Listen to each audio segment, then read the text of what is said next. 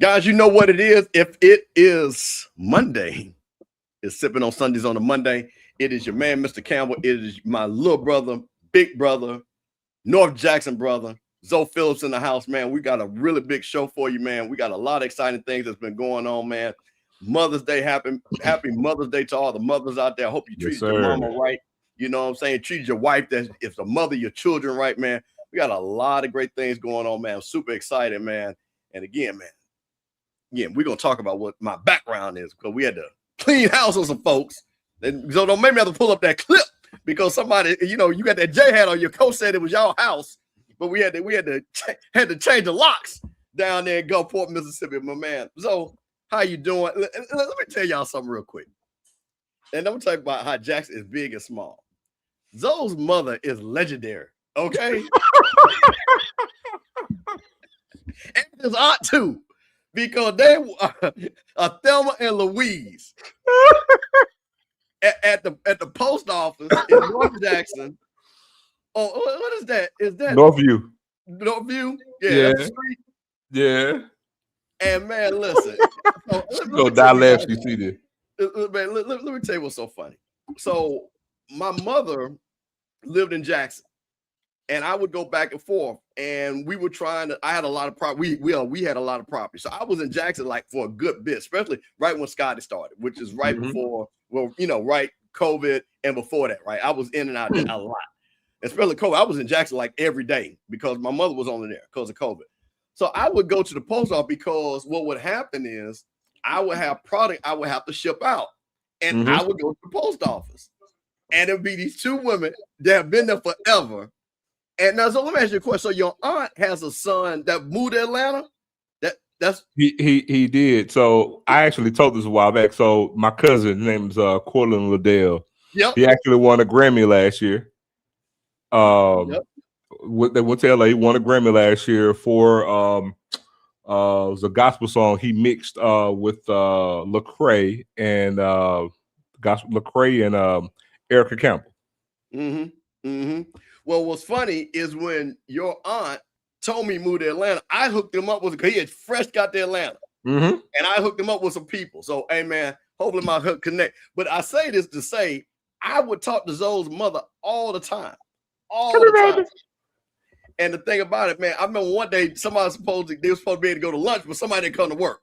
And him and his aunt, they were 38 hot because they was hungry. And I said, listen, what y'all want for eat for lunch? I got you. I got you. So I brought them lunch. And they always made sure my packages got out right, made sure everything was good, man. So I was always sending my packages out. So shout out to Zoe's mom and his aunt. Good people. So Zoe, okay, what is your mother's name and what is your aunt's name? My mom's name is Janice Phillips and Bernice Liddell. There you go. And they work side by side. They're both retired now, though. But side by side. That is it, man. So listen, man. I just want to shout that out, man. Just show how it's a small world and stuff like that, man, and everything. Hey, so let my boy. Hey, see, this is what I'm talking about. This is Sipping on Sunday respect. See, the Jags come in here and say, listen, what's up? Give a congratulate. Ain't trying to hate on nobody. See, that's what championships do. Championship people give what's due. You know what I'm saying? So, we had to do it. We had to do it. But so I'm going to listen. We're going to get to this because, I'm going to need time to talk about this softball. But I do have to say one thing, though. So, there's a people down there in Texas. They were on the west side. We try to tell people softball and just like football is the east side thing. It's east side. And they said, well, we went in the West, Mr. Campbell. We'll see y'all in the championship. You tell Zoe, blah, blah, this and blah, blah. Zoe, let me ask you a question. Who knocked that Prairie View out the tournament? Man, look, Jay's up to my days up. You see it? So I'm just saying, Prairie View, listen, you can't come to these tournaments and go 2 out. Like, man, listen, we call them peer review around here. You can't do it. So listen. I'm trying, because they say that this is a new era. You know what I'm saying? But some things don't change. So I'm just letting you know. Oh, Steve. You know what? Hold on. I gotta do this. Okay. Hold on. Give me 1 second. I gotta do this. I gotta shout my guy out, man. Look, I want to shout out Craig. I know he gonna tune in. He gonna watch. Craig, who's actually from Prairie View. Okay. Good dude. let me shout out Craig, man. Craig, I want all y'all to write this down. Craig, my guy, is actually starting a new clothing line, man. It's actually called Culture and Style. And y'all can actually check out the website right now, man. It's www.cultureandstyle.co/mobile. Again, that website is www. You can put in the chat, Steve. www. Since you got drop that in the chat. Drop that in the chat. www.cultureandstyle.co/mobile. Man, you're gonna have some dope merch. He's actually sent me something with Jackson State, man. Dope product, man. Mm-hmm. And does damn good work, bro. So I definitely told him I want to shout him out. He's gonna do a lot of things with all the schools within the SWAC. He's gonna have a lot more Prairie View merch. Obviously, he's a Prairie View alum, but does damn good work. So I wanted to definitely shout him out. Real good dude. And like I said, I'm gonna do some things on my own too, and we're gonna kind of collaborate, do some things, man. But definitely want to shout him out, man. Good dude down there at PV. And see, y'all think I hate PV? I think I don't. Man, listen, we don't hate nobody over here, man. We don't hate nobody. We don't give people no nasty little nicknames. We don't do none of that, but we just good folks over here, man. So yeah, so hey, so go ahead and type that link. I'm gonna go ahead and put that in. Yeah, drop that link and everything. Let's get your boy on, man. Let's get him on. Let's see what he got. Let's sell some stuff. Let's get a discount code. Let's make us some money. Let's do all that, man. Cause we listen, man. We here to support people. Man. Listen, you got a business, man. Listen, if you got a business, holler at your boy, man. We'll feature your business. We'll talk about your business. We'll help you make some money. I ain't got no thing. Cause listen, I got some big things coming on. I'm gonna let y'all know maybe about 2-3 weeks. Cause I got some big things that's gonna happen for everybody's own. But when I'm just gonna hold it in, man. Just gonna hold it, man. But once again, this is Sippin on Sundays. On a Monday, Off Script Network, the Rocky Metal Channel. You see, Rocky got his I got the frame on. I don't know how that came on here, but it's all good because it's Rocky. Steve, channel. I'm gonna have to text it to you because some odd reason it's not popular. There's something going on with my comment. Okay, yeah, just text it to me. So yeah, I'm and I'll copy it to you now. You can put it in there. Yeah, so just sent. So yeah, man. So shout out to all my folks, man. Shout out to my Southern folks. Shout out to my family for your shout out. Hey man, you know what? I'm going even, and I usually don't do this. Shout out to a Florida State guy. You know what? He represents FAMU. I have to watch out Florida State because I don't do that rattling nose thing. That ain't me. But I do respect them, Florida. Florida State. Shout out, hey man. Shout out to Glenn, always in the building, man. You know what I'm saying? Hey, now Dukes, man. Hey, let me tell you something about Dukes, man. Dukes, they were like, hey, Mr. Count, Dukes be talking about you crazy on the mother show, but then Dukes come over and hang out. So Dukes, you all right, but that what Crook told on you about a couple of months ago, but that's okay though. But you my guy. I'm glad you're here. Hey man, listen, shout out to North Carolina A&T, man. Hey, shout out, you know what? And I meant to do this video. I'm gonna get to it because I was gonna give these kids awards. I was gonna have make our ancestor proud video. I saw those Aggies doing in the fine tradition of the Greensboro 4. They went to, I think, county commission. And they were like, hey, what's up with this voting? And they tried to kick them kids out. Them kids like, we ain't going nowhere. So shout out to them Aggies living up to their truth and dreams. Hey, man, shout out to my man, FAMU, Kendall Rozier. Man, we in the building, man, sipping on Sundays. Hey, hey, listen, Crook, I hate it, but at least Crook be telling you, hey, look, Dukes, listen, but you're all right, man. You're all right, man. Just don't be going on the mother channel talking about your boy, because folks going to come back and tell me, man. I'm just messing with you. But, hey, man, listen, here's something that happened that, once again, so the state of Mississippi had a part of. And one of the things was a place that really launched nationally in the career. So I'm going to pull this up because this really kind of hurt my heart when I saw this, though. And we're going to talk about it because, again, sometimes the business just changes. But here we go. The Circle City Classic is no longer. It is no longer, though. They are going to move, and the Circle City Classic has long been one of the signature events on HBCU football calendar. After more than 4 decades of Black college football in Indianapolis, the event is moving away from HBCU football altogether.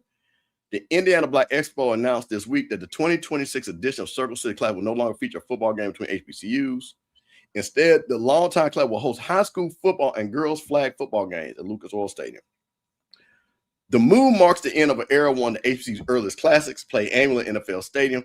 Since its launch in 1984, the Circle City Classic brought generations of Black alumni, marching bands, fraternities, sororities, and fans downtown Indianapolis.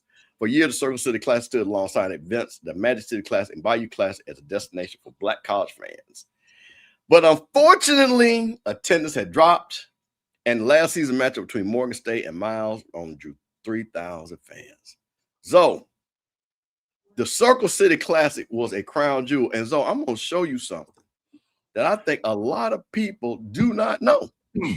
Man, I was going to tell you about you know who jump-started the Circle City Classic? Hold on, don't step on the lead. Yes, I do, because that's what I'm about to. Don't step on the lead. Yeah, yes, I do. Hold on, I'm gonna let you get there, but like I said, don't step on the lead. Hold on 1 second. So this is one here, and here we go. The first Circle City Classic was played with Mississippi Valley and Grambling Zone. Yes, sir. And that was Jerry Rice and Willie Totten's national coming out party. It sure was. The very first Circle City Classic, when people had kind of said, and let me tell y'all something to y'all young folks. See, this is before the internet. This is before anything social media. You had to kind of hear about stuff. Somebody called you and told you and said, or you might have maybe Roscoe Nance. Shout out to Roscoe Nance. Oh man, shout out! Oh, rest in peace, man. Roscoe Nance, man. The greatest HBCU. Oh man, right here out of Jacktown, work at the Clarion. Right out of Jacktown. That will be the only way. And this was the game that was shown on TV, BET, and people got to see what people in Mississippi saw with Jerry Rice and Willie Totten, and they played Grambling and Willie Totten. So I'm gonna try to pull this up because they got close to that game. But the funny thing about that, why you showing it? So here's the thing. I want to make sure I say this too. The game was attended very well. Valley versus Grambling, and Grambling was, coming in with Eddie Robinson. Grambling having the lore as the Black Notre Dame at that particular time from the 70s. And Valley lost. You know what I'm saying? They lost Totten. They lost Rice.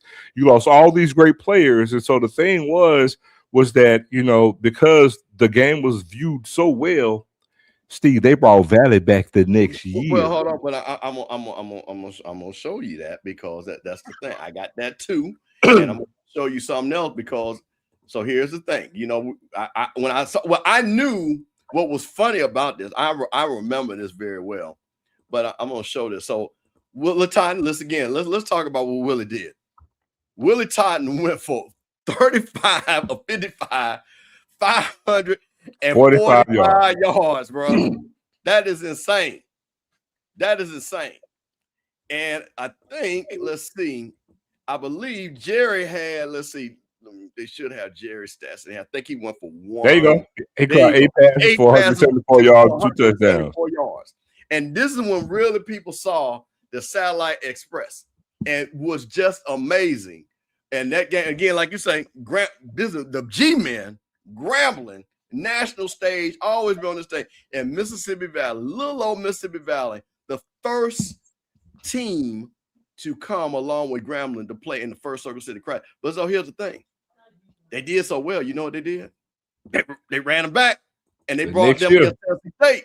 But mind you, at this time, here was the thing. Let's see here. They ran them back against Tennessee State. Now, Jerry had graduated. Yeah, but Todd was still there. I was wrong. Todd was still there. And guess what? They put another 30,000 in the building. Another 40,000 in the building. Yep. As you can see, another 40,000. And let me say, and at that time, it was the RCA Dome, and the RCA Dome had a capacity of 60,000. Yes, sir. Yes, sir. And let's see how many. Well, let me see what did Willie do in this one. Let's see here. They won that game 28-13. 28-13 again, and this was when Tennessee State was a power, when they were just whooping everybody. Let me see what did Willie have in this game. Let's see. And then shout out to Carl Bynum. Also went to the pros. People and Ron Hill too. Ron Hill for Valley. Hey, went to league. Hey man, and listen, that cat Renfro that played for Tennessee State was a beast. And then look like Todd had 21 to 43, 3 touchdowns. Only went for 251 in this game. Renfro went nuts for 350. And I think it was cool. Craig, what was it? Craig Renfro? think what was Renfro's first name? Because this is one of those Tennessee State legends. Let's see. Gilbert Renfro. And let me tell you something. And I think that year, I'm pretty sure we can just, this is a side note. I know they beat Jack State that year, one of those years. But here was the thing. And I looked they beat us in 84. Mm-hmm. 84 and 83. Or 84, 85. So here's all the teams just to really pull up, as Zoe was saying, and just to really talk about in the glory days of the Circle City Classic. And of course, there you see the first two games, Mississippi Valley, which won both of their first two games at the Circle City Classic. And then you know who had to go and bring up there, the Florida A&M rally. And man, listen, let me tell y'all young folks about Central State. Man, listen, when Billy Joe was coaching over it, man, listen. Billy Joe was the first one, that would get cats to drop down when cats was getting caught off the steam. Like, what's the guy that came after Jamel Holloway? Charles Thompson went to Central. And he was on these squads running that option. Of course, I was up here. This is my freshman year, FAMU and Jackson State, that 10-10 tie. Brought Jackson State back, played Bethune-Cookman. Then, we just kind of see it. 93, Jackson State was back. Lost to, and man, listen, that was a close game, 34-33. I remember this game right here, A&T and Southern. Southern was pissed off. I think something happened that lost this game. And again, I came up there, FAMU, and this was crazy. And again, just kind of looking you can't gloss over that 95 game. That was the game against that was Steve McNair. That's right. You're right. That's when and so let me tell you what the Circle City Classic did really well. Whoever was the big star at the time, they tried to get them up there. They tried to schedule that game to get them up there. And that's when you saw a lot of these guys again at the Circle City Classic make a name for themselves.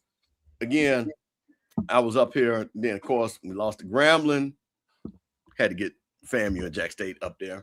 I was at Steve, we'd be remiss if we didn't say, that game was the pretty much an add-on to the Black Indianapolis Expo that they had at that time. And so they had every year. Absolutely. They had every year. And so the game was meant to do well. And, that Expo has kind of gone down, through the years, and so has the Classic. And it's a shame to see it go that way.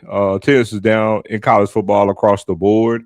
But again, at the peak of it, which is all throughout the 80s up until the end of the 90s, this was a well-played Classic that was attended really, really good. But Steve, the one thing that you see, though, that they did was at that time, kind of like what we talk about for home games, they were into building great matchups.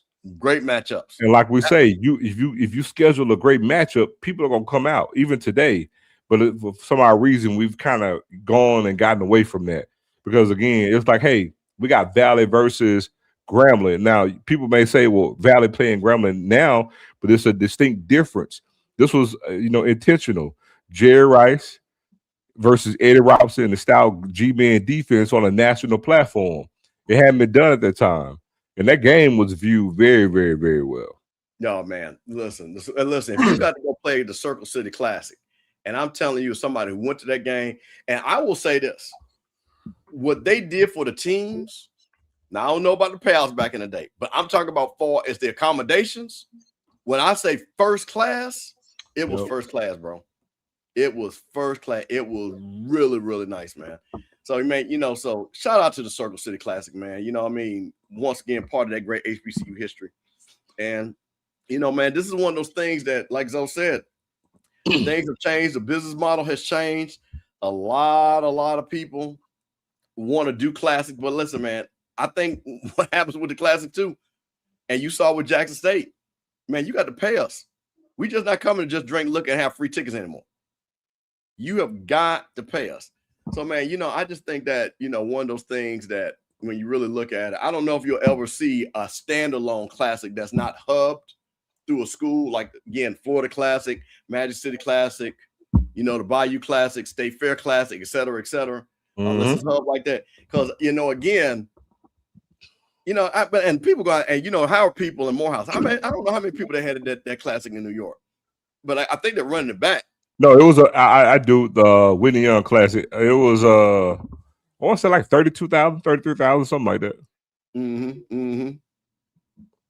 So, hey, Verger, you talk about the game I was talking about? Is this the game I was talking about? Why Southern got screwed? Yeah, just let me know in the chat, because that's what I think I remember. And Southern got screwed that game. So yeah, man. So it's just one of those things that when you kind of look at it and stuff, that is very interesting. So man, listen. So gotta move on.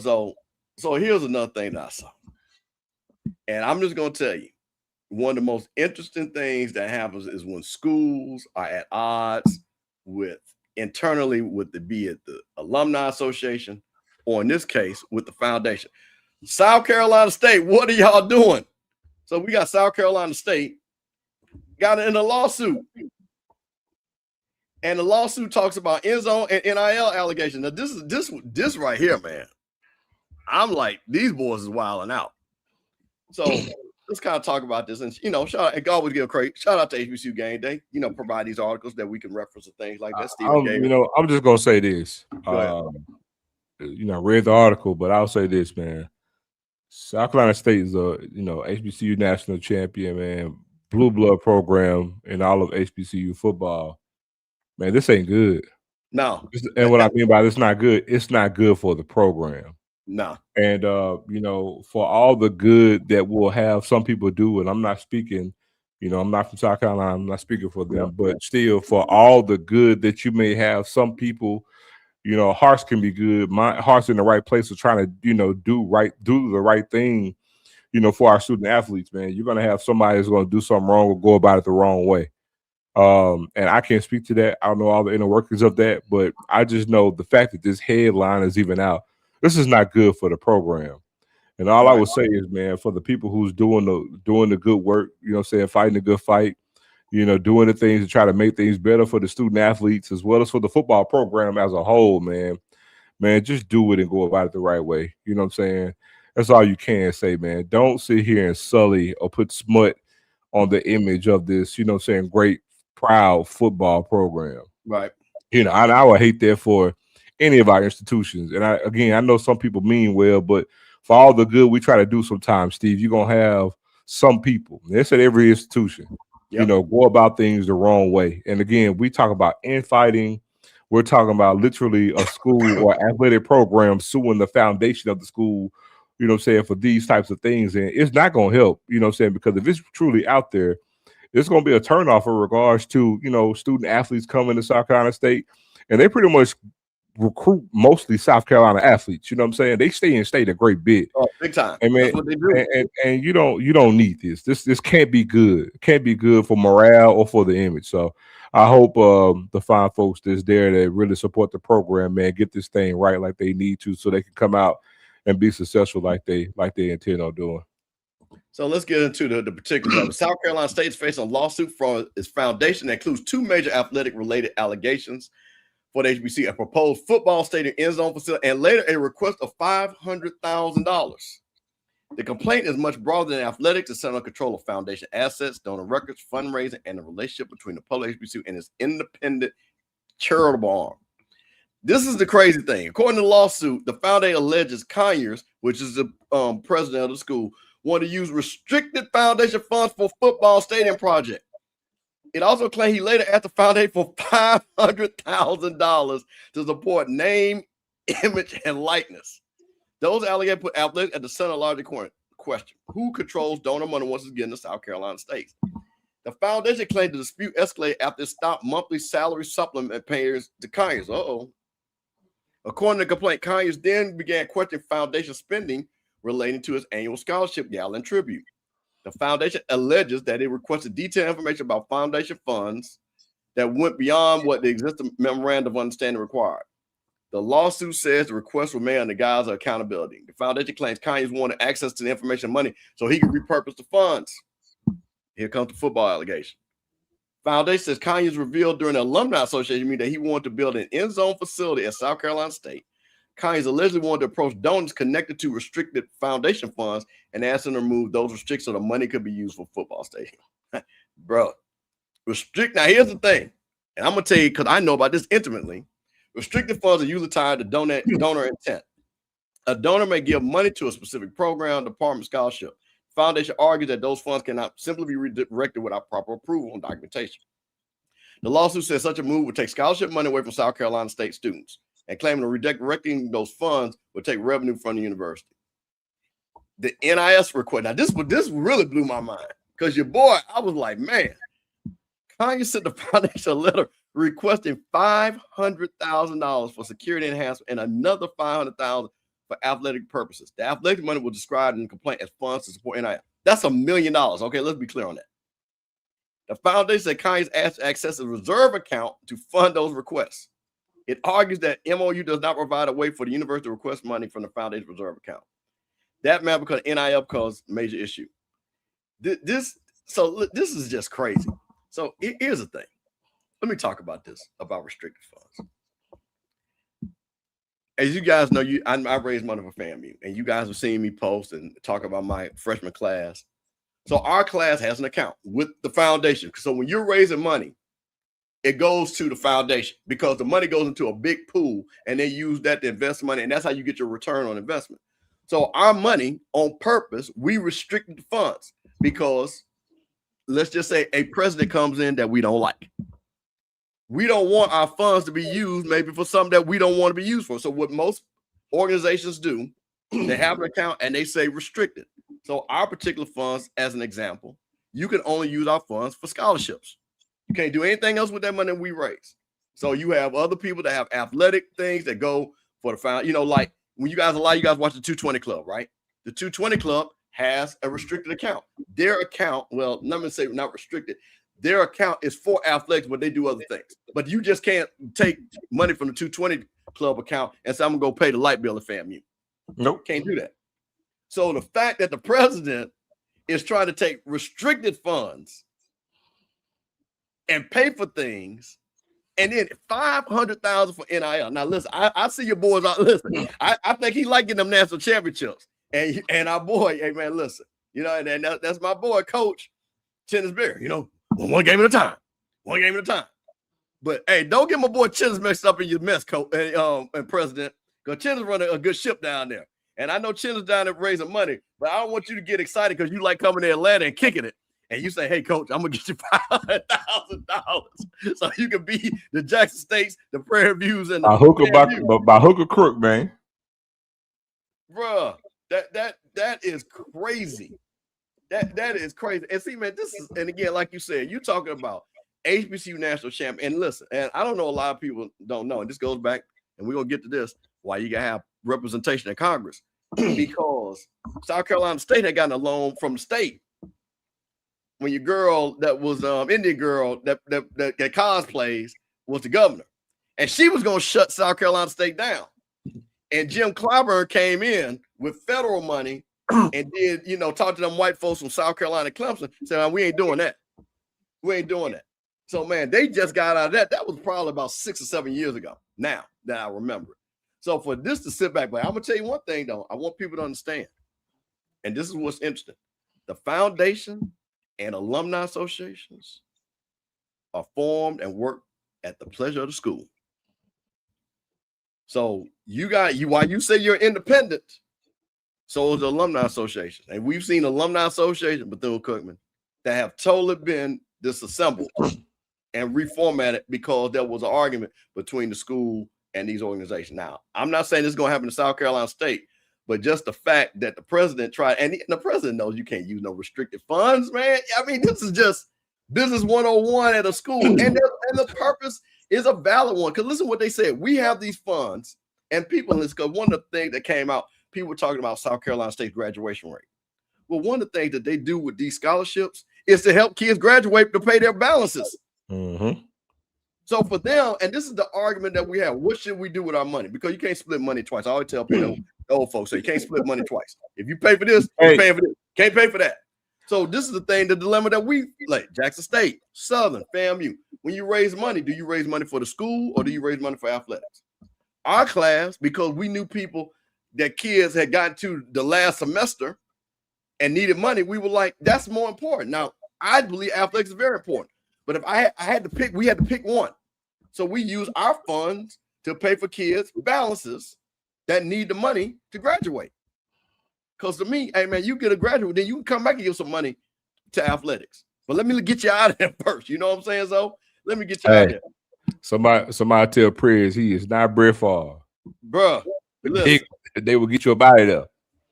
That listen, and again, and then what makes it look bad again. This is Stephen Gaither writing this. So again, I don't know if it's true, but when they say your boy got his little side check cut, all of a sudden he start cranking up. Come on, man.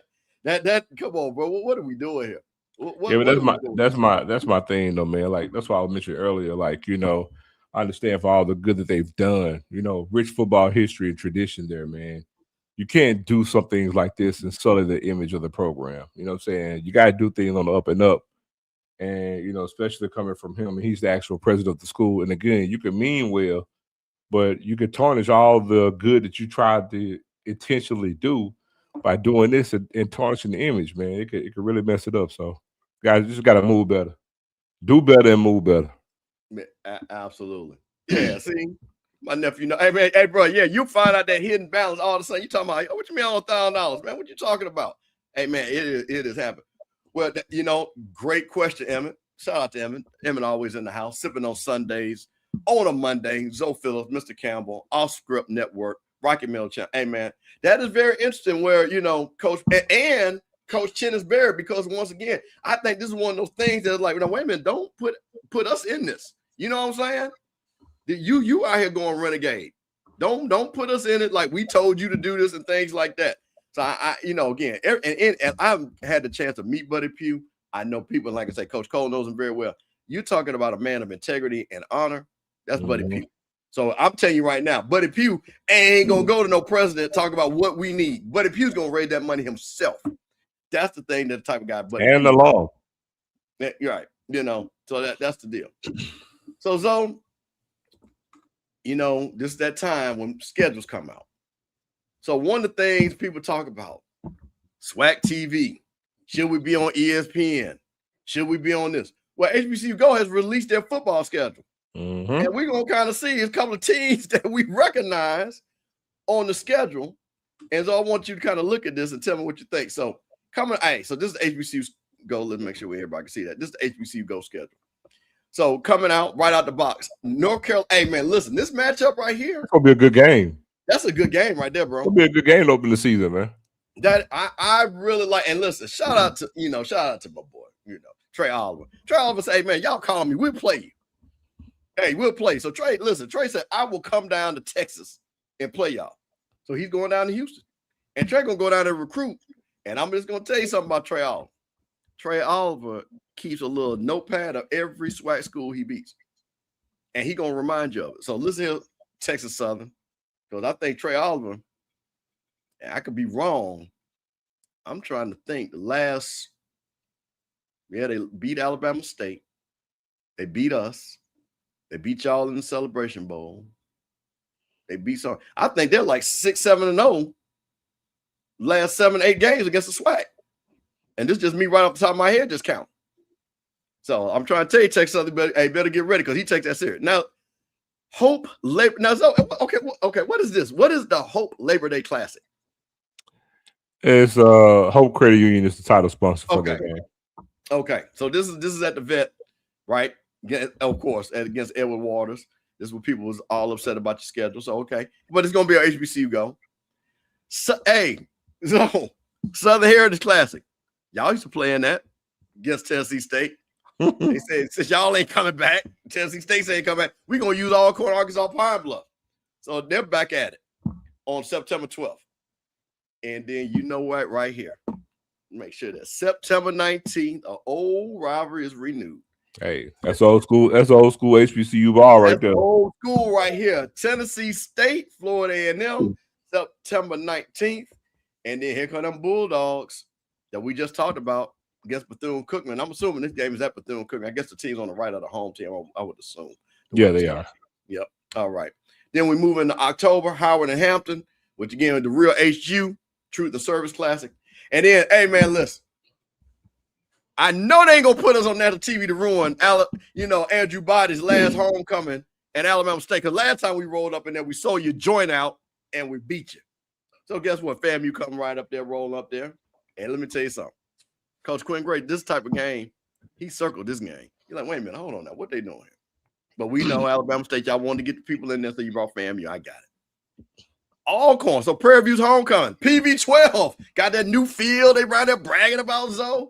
So everybody gonna get to see it nice on TV. Hey Steve, you kind of scrolled a little bit because I was about to say the darling of the SWAC only got one game on TV on HBCU Go. Wait, well, see, okay. So first of all, that's the beauty is in the eye of the beholder, because you see who they looking at. Because I see 1, 2, 3, 4 of them came from the Rattlers. So let's understand. And in the great words of the commissioner, Christmas in July when the Rattlers came to town. Now, I'm just saying, you would like to think that the conference champion would be, a lightning rod. That darling. I'm sorry. I'm just saying, you would like to think that, the conference champion would be a lightning rod the following season, to really have a lot of games on television. Because I remember, you can correct me if I'm wrong, if we go back year to year, in 2021, Jack State won the SWAC. The following year, we had about 8 or 9 games on TV. Right. We won in 2022. We came back. We had about 8 or 9 games on TV. 2023, when FAMU won it, they came back. They had a lot of games on TV. FAMU's on here 4 or 5 times now. You know what I'm saying? Hey Rocky, listen. Okay, I don't know, but I'm gonna make a Rocky, because you my guy. Hey man, shout out to Rocky Miller. His daughter graduated from Prairie View, man. Congratulations to Rocky's daughter, man. And Rocky now has to listen to her explain to him why it's great to be an HBCU alum. So I got a question. You said they're gonna have a lot of games, so you think? Wait. Oh, Steve, I do. I'm gonna ask. So you think? I don't know. I hadn't seen ESPN schedule. Let me ask my question. Let me ask my question. Go time to your question. So I want you guys to understand how the games are selected on TV. The first right of refusal is ESPN. Yes. The second right of refusal is HBCU Go. Yes. The third right of refusal is SWAC TV. So the question is, are you gonna have more games on SWAC TV or ESPN? I'm gonna make a bet with you, Rocky, that them games on SWAC TV.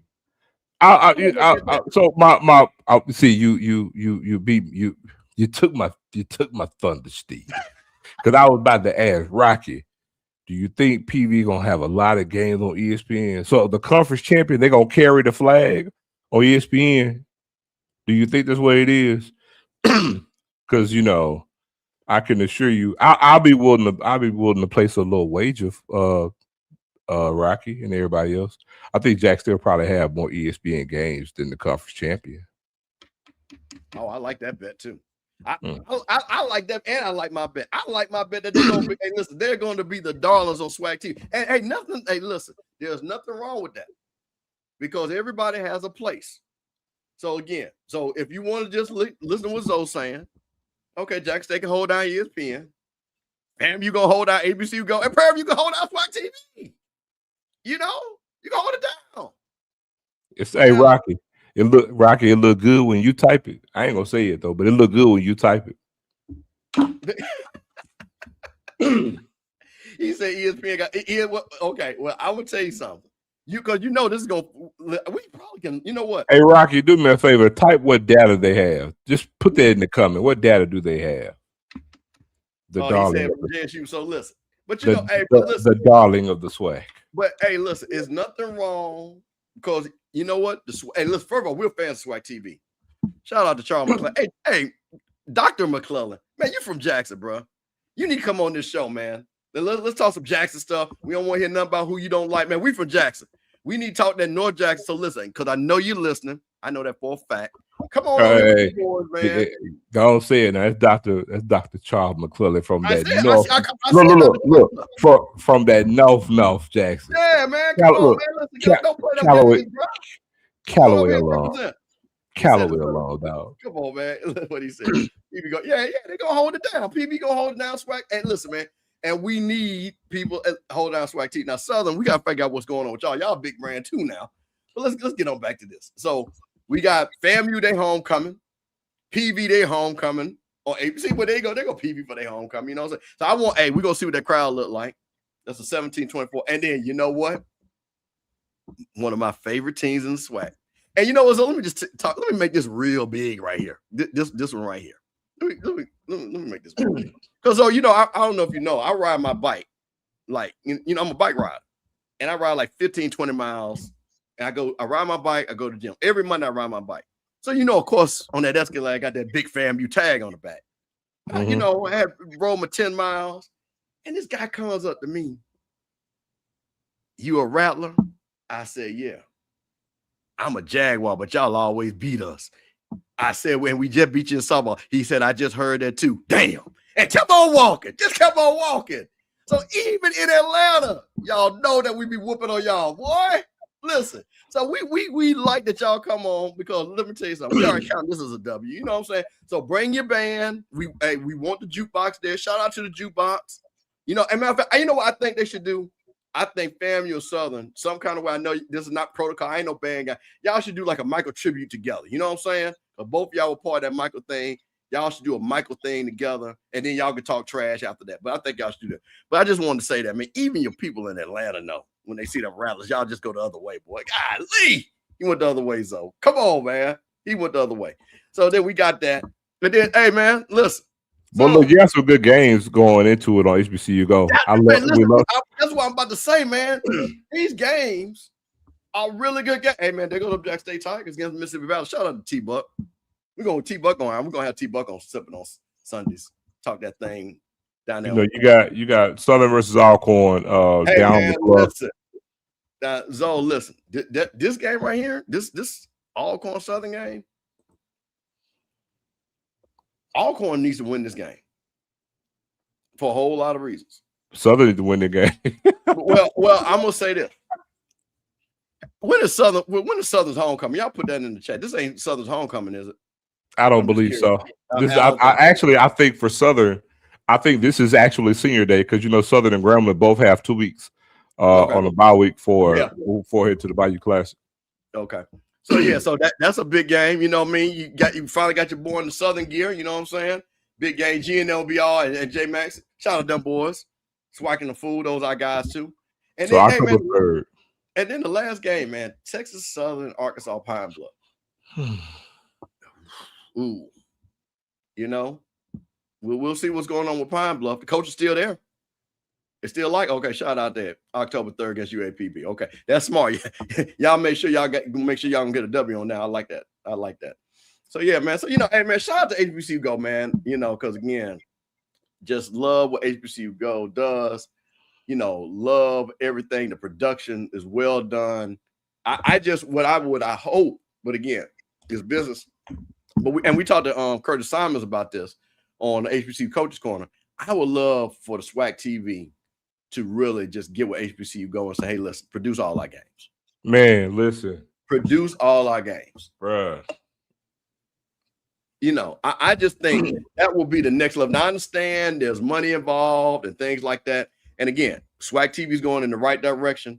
But if nothing else, let them consult so we can just have a baseline, because what we want with SWAC TV, and I think everybody wants this, every game needs to have a consistent look. Every game needs to have a consistent look. So that is the big thing that I really talked about. We talked to Curtis Simon. He said, man, that's a discussion they have had. So, we'll see what happens with that. And man, you know what? So I'm getting old. What's my guy from BET? Man was on the radio station my day. What's Charlie Neal? Oh, man. The legend. The legend. And I think I told you guys that my father and Charlie Neal worked together in DC. Yeah. And man, and to see Charlie Neal, because I saw him at the Celebration Bowl when Jack State played, as a matter of fact, took a great picture with him and stuff like that. Asked me, about my mother, appreciate him asking about my mother. But man, to have the legendary Charlie Neal call these games. Man, that's a cool cat too, bro. I chopped it up with him SWAC Media Day, man. I'm talking about man, still sharp, man. Got it. Man, hadn't lost a step, man. I mean, got the voice. He got an R about him too, man. But he's the living legend, man. Charlie Neal. Man. The living legend. So man, hey man, I'm super excited, man. I guess we'll have to go back and close to the football season. We'll see what ESPN, but they've released this. I wanted to talk about these games and stuff like that. And what ESPN, because what's curious, because I think you could correct me if I'm wrong. I know us and you guys over the last 3 years, I think every game has been televised somewhere. Yep. I think we're the only two schools. I could be wrong. I could be totally wrong, but I know for the last 3 years, I'm just talking about 3 years now. I don't know what happened, but I know for the last 3 years, FAMU and Jack State, every game they've been shown, which is great. And again, with SWAC TV, you get to see all the other schools. Because again, I've watched a lot of, because I'll tell you this was so me on SWAC TV. When Prairie View and that Texas Southern game, that was a great game. And 99% of the time, we would have never saw that game. Because that game is independent or whatever, something they be doing with that or whatever. We don't get to see that game. But the fact that it was on SWAC TV and we got to see it, man, that was a big deal. And that's where you kind of saw that the T-Jack movement started right there. Well, the past 2 years, every single game Jack State's played has been on TV. Yeah. The past 2 years, every single game. So that's the beautiful thing about the advent of SWAC TV. It'll assure more games, but just on the national scale, Jack State had every game the past 2 years on TV. Well, so once again, the man says he gonna come fix college football. The man doesn't release the plans, though. The man says he's gonna get y'all together because y'all black athletes is getting too much money. You move it around. You think you run things, and the man said, "Well, enough is enough." So guess what? Even though gas $5, eggs are high, we're at war. They said we're going to help y'all with college football. The White House early ideas for college sports reform. Go ahead. No, I was going to just say I'm going to let you go through it, but I don't want us to miss the point that only thing that is changing. There's no changes to college baseball. It's perfectly fine the way it is. There's no change to women's basketball. There's no change to gymnastics. You know, some people say, well, those are not, it doesn't matter. None of the sports, there are no changes. They're perfect as is. But, you know, yes, I'm going to take it there because, Steve, guess what? Ain't a whole lot of black people monetizing our baseball in college or athletes, period. Right. You got women getting paid, and the women in gymnastics, some of them are getting paid on NIL very, very big handsome. Money. Big you money. got you got gymnastics, you got, man, there are some women softball players making bank. But the only time we need change is the sports where the money is big and players are prevalent. It's only two sports. It's only two. Men's basketball and football. Coincidentally, it's heavy populated and played by black people, monetizing and making great revenue off of it. But everything else, man, look, like somebody put lacrosse. There's no changes to lacrosse, no change to gymnastics, no other sport, bro. Nothing else. Everything is perfectly fine as is. Well, the white man, listen, and I'm gonna tell you, he said he's doing this to keep these sports. He said this plan is going to all those sports because wait a minute, there is a change because they're cutting those sports. We talked about that now. They are cutting those sports that we're naming. So the man said he's going to save those two, so let's see what the man got. Says, now this was the first, when I read this, first of all, salary caps for coaches, I'll tell you right now, what's our boy that's the agent? What's my boy, the white guy? SEC. The fat dude, Jimmy Sexton. Jimmy Sexton. You know, God doggone well, Jimmy Sexton ain't going for this. And trust me, shout out to Jimmy Sexton. I know Jimmy Sexton personally. He represents everybody. All the heavy hitters. I had to explain this. I remember when this was before when the Alabama job came open, and Scotty and shout out, you know, they were doing a outspoken with Scotty and Perry, and they really didn't know the inner worker. They were talking about, look how quick Alabama got that job. Look, they you know, HBCU. I said, bro, I had to call and said, listen, bro, that ain't how that works.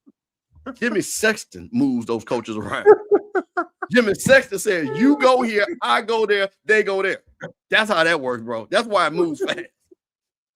Lane Kiffin, that was Jimmy Sexton. Because trust me, we're going to talk about Lane Kiffin because your boy was tripping. But let's talk about this. Salary caps, creation of new. First of all, my question is, do they really think, now here's my thing. The NCAA is $1 billion entity, the organization. You think it's going to go away too? Now, I don't know about that. So this is what it is. White House committee tasked with reforming college athletics and circulating a draft of ideas for discussion is this: capping coach's salary, creating a group of a group of 6 playoff. See, don't let that there, and shield the NCAA for antitrust legislation. And the thing about that antitrust, that's for so the kids basically can't sue. And the NCAA, well, it said, see, this is what's funny. It says shield the NCAA, but they're going to disband the NCAA based off of this. But we'll get to that. So review was circulated when President Trump's College Sports. So let's get to it. Let's get to the meat and potatoes. So all this. So let's go here. The idea of salary caps, media reform, and group of 6. The document outlines 3 phases: stabilization, media rights reform, and permanent governance. Phase 1 is where the consequential ideas live. The document calls for salary caps for coaches and administrators, the most direct innovation into athletic department spending ever proposed at the federal level. Is aimed at addressing rising costs in college athletics, which have led some programs to cut non-revenue sports, which everybody Rocky was naming, and shrink staffs in athletic departments. Coaches' salaries have never been higher. At least 13 major coaches are set to be paid $10 million. So let's go by this point by point. Okay. Now, I like how the ADs and the presidents hid behind this. Because they're the ones paying the coaches, right? They're the one. Now, they don't have to pay the coach that money. But they end up paying the Lane Kiffins. Well, they're not paying them. What they're doing is they're paying a small portion of their contract. The rest of all of these coaches are getting paid by foundations or some other LLC, you know what I'm saying, or that's affiliated with the school. Like, for an example, like you have TAF, Tiger Athletic Foundation with LSU, right? LSU may be paying maybe $1 million to Lane Kiffin. The rest of his contract is being paid by the Tiger Athletic Foundation. And they all do it. They all have foundations that pay. Crazy ass Landry was talking all that, and they were like, Landry, y'all don't even pay for the coach's salary when they did the buyout for your boy Brian Kelly, and he was around there. Oh, we can't be around here losing all that money, bro. Y'all don't even pay for that. Let us point out. So that's the first thing. It's like, yeah, Jimmy Sexton ain't going for that. So let's go on to the next thing. Also outlined in the document is the prohibition on NIL-based salary cap circumvention. A growing concern as booster collectives and athletic departments redirect multimedia rights and apparel revenues to supplement the $20.5 million that schools are permitted to share with players. So let's talk about this. So they want to cap it $20 million. And again, we talk a group of 6 now. Okay, let's be clear. Group of 6, $20 million salary cap. You get what you get, and that's it. Now, so me and you've been around a long time. We are in SEC country. We know what them folks do. Like I say, if you don't believe, ask Ole Miss and Mississippi State. Ask Auburn with Cam Newton why he didn't go to Mississippi State. We go on and on and on. And I'm talking about just recently. I ain't gonna even go back to SMU days and Texas A&M days, what them boys did and how they got paid. So you really think that those boosters, because all they care about is winning, so they can go to the water cooler at their job, and the one went to Alabama, one went to Florida. We beat y'all ass. Because that's all they care about, because the money is wasted money. There's no return on investment. They just give, and I have no problem with kids making money. Do you really think that's going to stop the circumvention zone? No. Come on, man. No. What are we talking about here? So then the next point, create a separate playoff for the group of 6 conferences. They also suggest, now this is interesting, possibly shaking up conference membership for non-revenue sports to decrease travel costs and burden the school. I'm almost down with that until I've no, see, man, listen, man, I'm almost a lawyer by trade. I read the fine print. Basically, what they're trying to do is kick off these non-revenue sports and almost make them a club sport. Yeah, you'll be affiliated with Ohio State, Michigan, but you really won't be affiliated with them. So we ain't really got to pay that. I was going to say, now to this point, let's say you have some group of 6 schools. You have some group of 6 schools who have great boosters that can actually pay players. Now, here's the beautiful thing about, this space. It doesn't stop the cheating, because people are going to cheat until you're not cheating unless you get caught. How about that? Right. And so the thing is, you're going to have some schools that, hey, we got this player signed. He has a $5 million deal legally above the table. Well, guess what? I can pay you cash under the table. I can pay you cash under the table as a means to sign. You know what I'm saying? And so that's the thing about it. So, like I said, the cheating is going to be rampant now because, again, if a player is getting $5 million, you know what I'm saying? And yes, people say, well, you got to pay taxes. Yeah, but guess what? You pay taxes on money that's taxed. You ain't paying taxes on cash.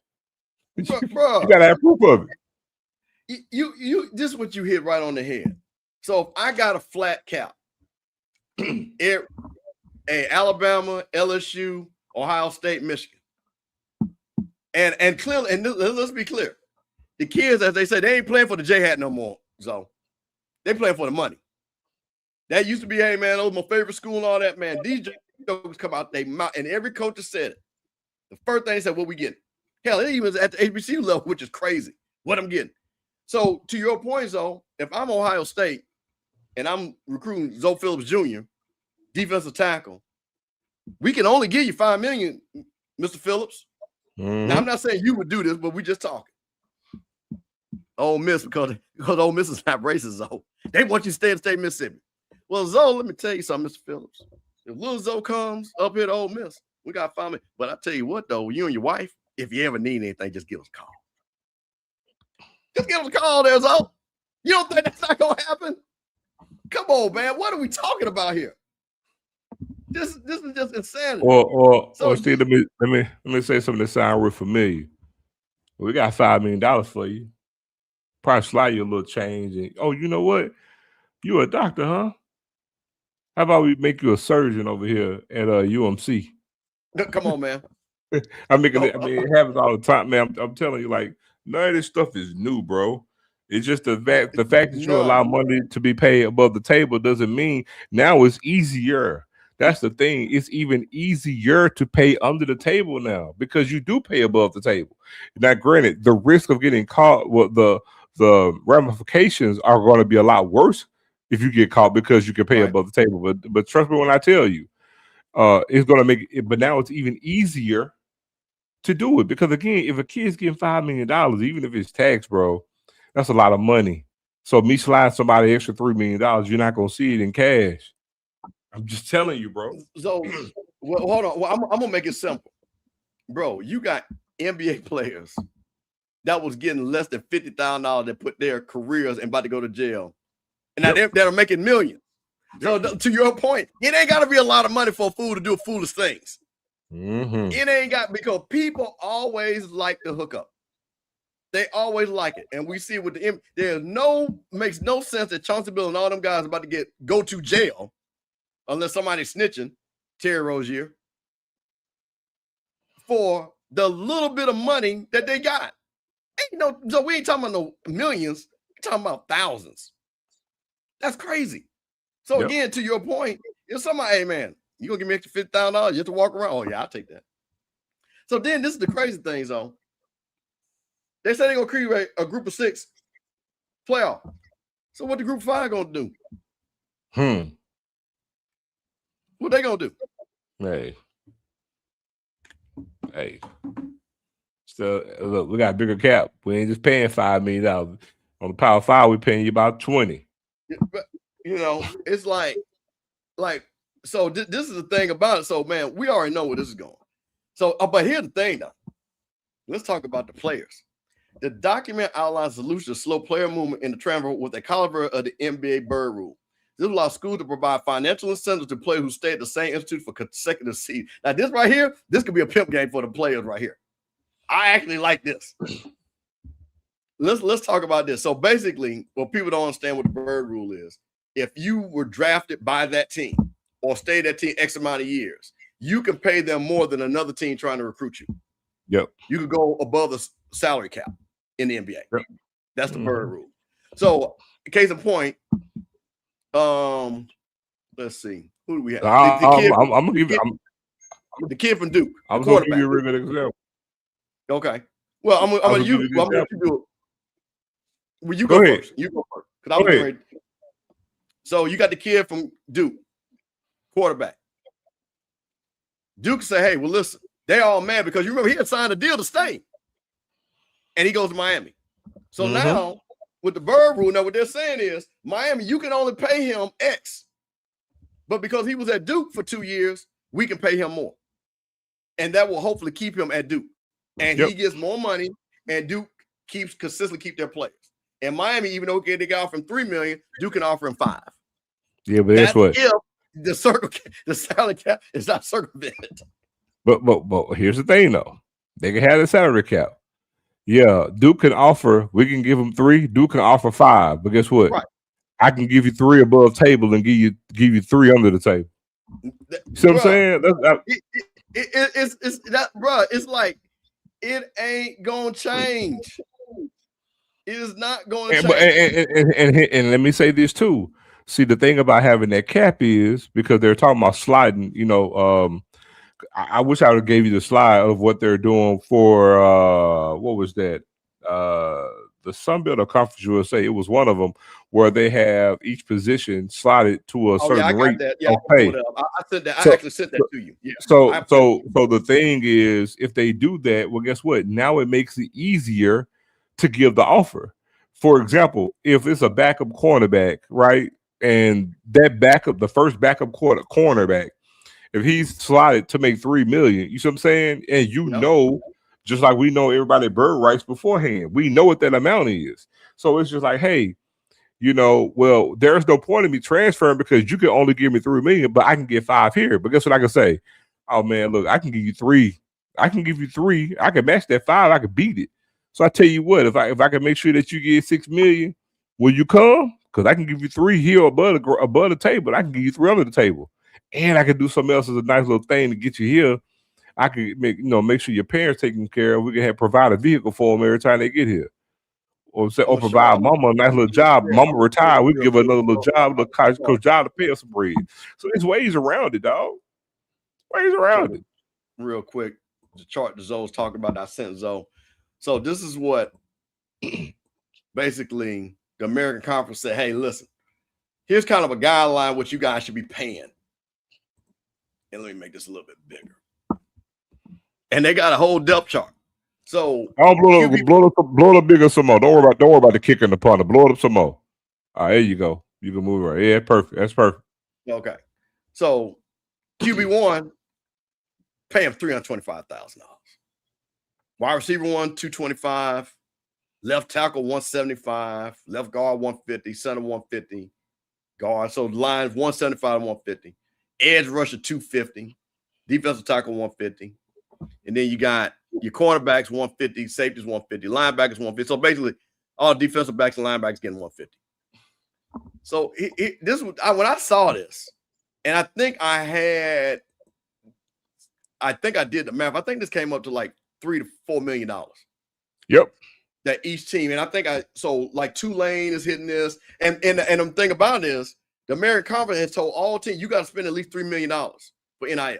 It's between $3 to $5 million. Every school you have to. It's non-negotiable. You have to have this for NIL. So this is their chart that they have. That again, to Zoe's point, QB1, I'm gonna give you 325. Man, I need a little bit more than that. If I'm staying on the same level, how you gonna stop that kid from getting a little bit more? How you gonna stop it?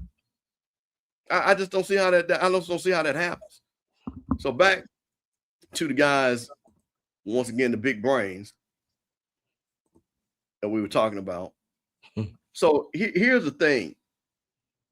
So the next thing they were talking about was pooling the rights, the media rights together. Mm-hmm. This definitely ain't happening. Combining media rights across the conference line with Flo Prelove, billionaire Texas Tech booster Cody Campbell. This guy, Cody Campbell, is the guy that paid all them Texas A&M players. I mean, Texas Tech players. He personally made Texas Tech a playoff team. Because he went to school there, he said, I'm tired of losing Texas A&M. I'm paying for everybody. So that lets you know my boy right here saying, listen, let's do this. So then what kills me, the proposal has been publicly supported by American Conference Commissioner Tim Pernetti. Of course, American Conference will want that to get an extra check off the ACC, SEC, the Big Ten. Come on, man. What are we talking about here? There is no way that the Big Ten and SEC, which is going to lead into the next thing that I'm going to talk about, is going to share money with the Big 12 and the ACC and whatever conference they let come for the ride, because the American Conference, maybe they're going to beg to be in this super playoff system, which leads us to this right here, which is crazy when I saw this. Because see, it's all these things tying together, man. All these things tying together. College football coaches throwing support behind expanded.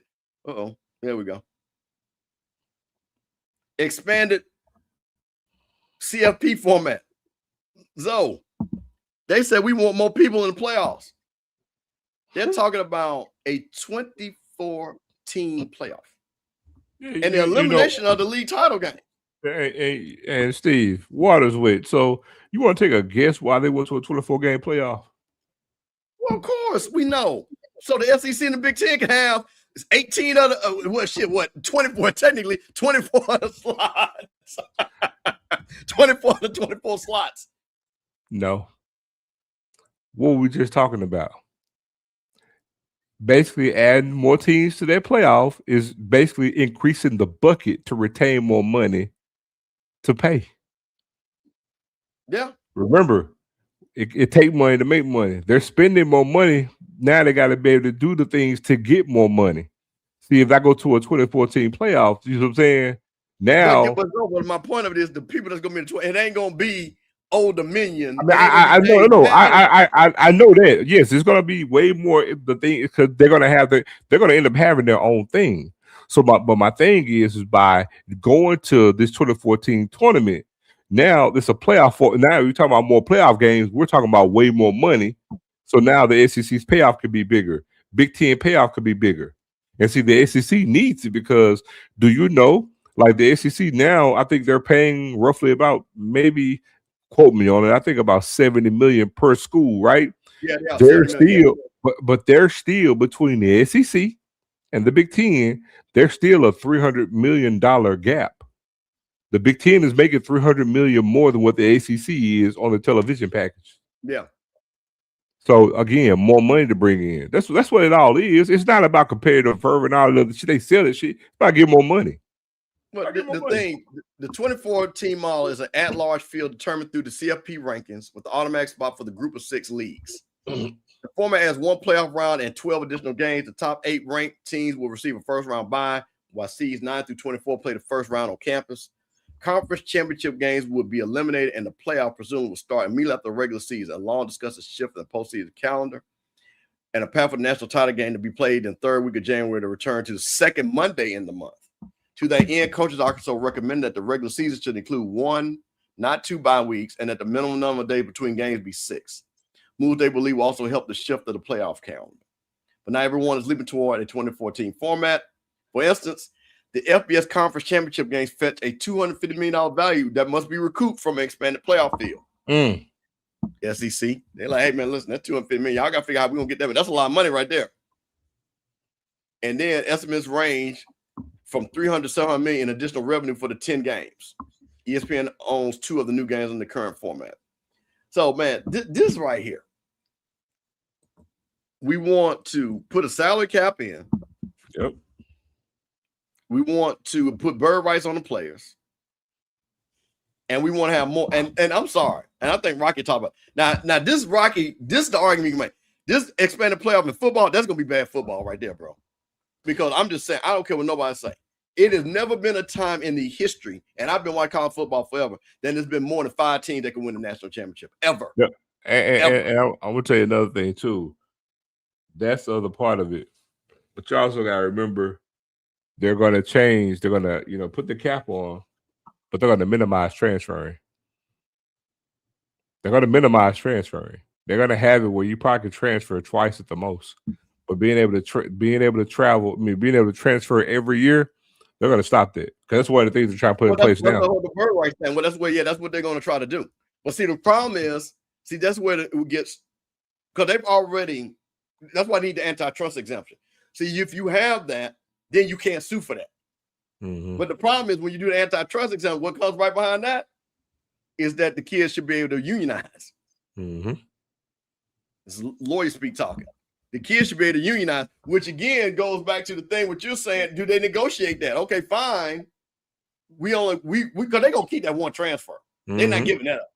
But the 2, 3, 4, 5, well, that's what the bird writes. But then they're gonna say, you know what? You ain't gonna tell me that. We got to get X. And that means now everybody's gonna have a minimum baseline of what you're gonna have to make. So now it goes back to you trying to make more money, but does it cost you more money by trying to do this? So that's the thing that is really, really gonna be interesting to me. And what I want to see how they really move that, man. So, that's just listen.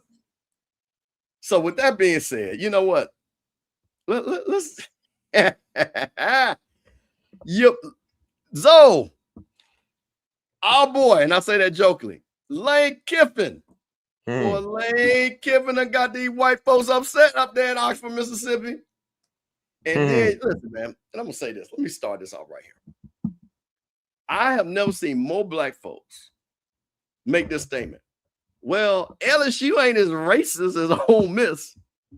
I'm going to say that real slow. LSU is not as racist as Ole Miss. Not to say they're not racist, but they're just not as racist. LSU, Ole Miss is called the Rebels. We're the Tigers. Y'all do know the Tigers is named after the Confederate regiment up in Virginia. The Fighting Tigers that was known for brutality. Okay? Brutality and hard fight. So what you think they did with them slaves? So I'm going to pull up your boy Lane. Listen, we about to do some Lane Kiffin right here. We about more the verse. Yeah, right.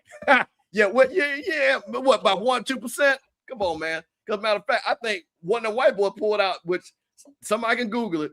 Somebody do me a favor. Send me the link of the SEC with the black population. Because I know it's out there while I'm doing this. Because somebody said, which I did not believe, because that Ole Miss was second or third. Which, hey man, back in my day, they was 0. They were at the bottom. Because nobody from Mississippi, and I mean nobody from Jackson ever went to Ole Miss.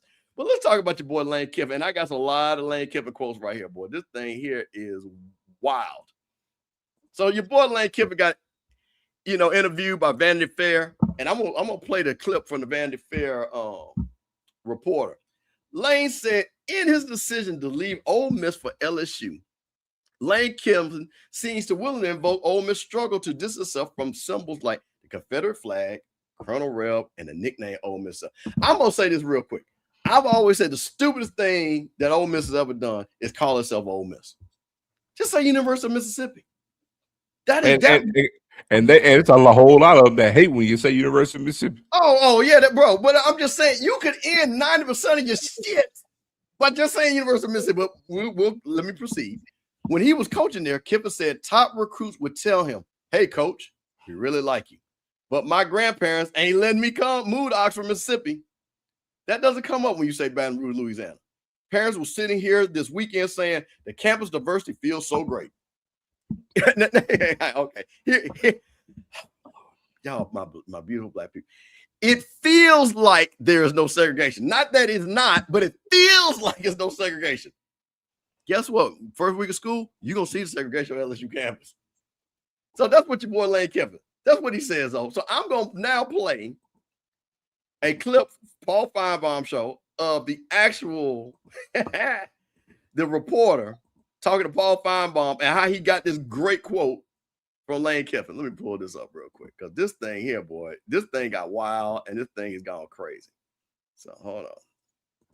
And this is the guy that wrote the article talking to Paul. Paul Feinbaum had to jump on this real quick because, boy, Peggy Sue from LSU, I'm pretty sure called in quick and all them who has and all that stuff. So this is Paul Feinbaum. Hold on one second. Let me get this set up. And he's talking to the reporter. And this is what the reporter talking about Lane Kiffin. I want y'all to listen to this. And that Lane Kiffin, boy, this is the same one that talking about make Baton Rouge great again. Remember that? He posted that. But LSU, with their governor, they different Ole Miss. Here you go. I asked him a question about thinking through the decision to go from Ole Miss to LSU, and how much of it had to do with as much success, as good a run as he'd had at Ole Miss. You know, did he feel like the ceiling there was lower than it would be at LSU, you know, in terms of wins and sustainability, competing for national championships? And his answer, well, a lot of his answers covered a bunch of ground. And, you know, I'm paraphrasing, but he started out talking about, you know, the relative money that the schools have to tap into, the histories of the football programs, you know, the profiles, the images of the schools. And then he took it in a direction that I didn't expect. You know, I wish it was some genius question that I'd asked him, but he volunteered that idea, that couple of sentences, I don't know how many it is, about grandparents sitting in the office talking about, you know, they're not going to let their kid go to Oxford, Mississippi. And I heard him loud and clear. You know, I knew what he was saying. The next day, he seemed to realize that this was going to be inflammatory. And, you know, after practice that day, I was in his office again. And, you know, that's when he added the part about, oh, I don't want this to sound like a shot at Ole Miss. But then he told the same anecdote all over again about, you know, losing out on recruits at Ole Miss because of, he didn't use the words the racial history, but that's essentially what he was saying. And there's, you know, as you say, been an enormous amount of chatter today about the relative racial profiles and histories of Louisiana and Mississippi and all of that. And that's very much worth discussing.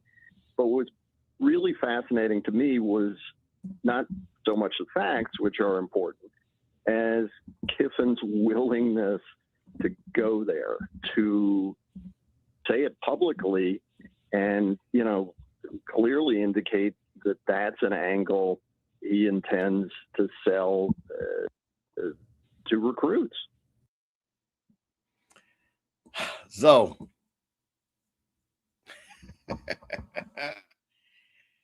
your boy Lane Kiffin said he could not recruit the players because the folks said they didn't want to go play at Ole Miss, Old Colonel Reb, and LSU just seemed like a more integrated place. What you think about that, Zo?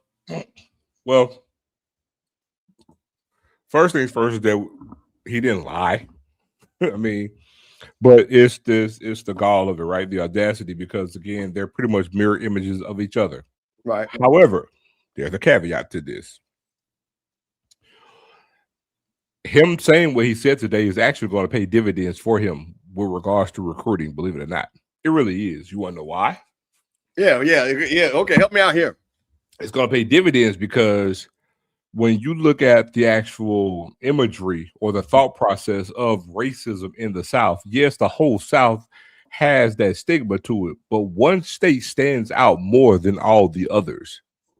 Let's not get it twisted. When it comes to civil rights and resistance and, you know, all the imagery and what we think about Mississippi as we know it, even as I speak from then to now, is clearly head and shoulders above everybody else when we think about racism and everything that goes on with regards to it. If we go state by state, Mississippi stands above all the rest with regards to that. Now, what I mean by it's going to pay dividends is it's going to pay dividends for those kids that he's recruiting from California, those kids that he's recruiting from the Northeast.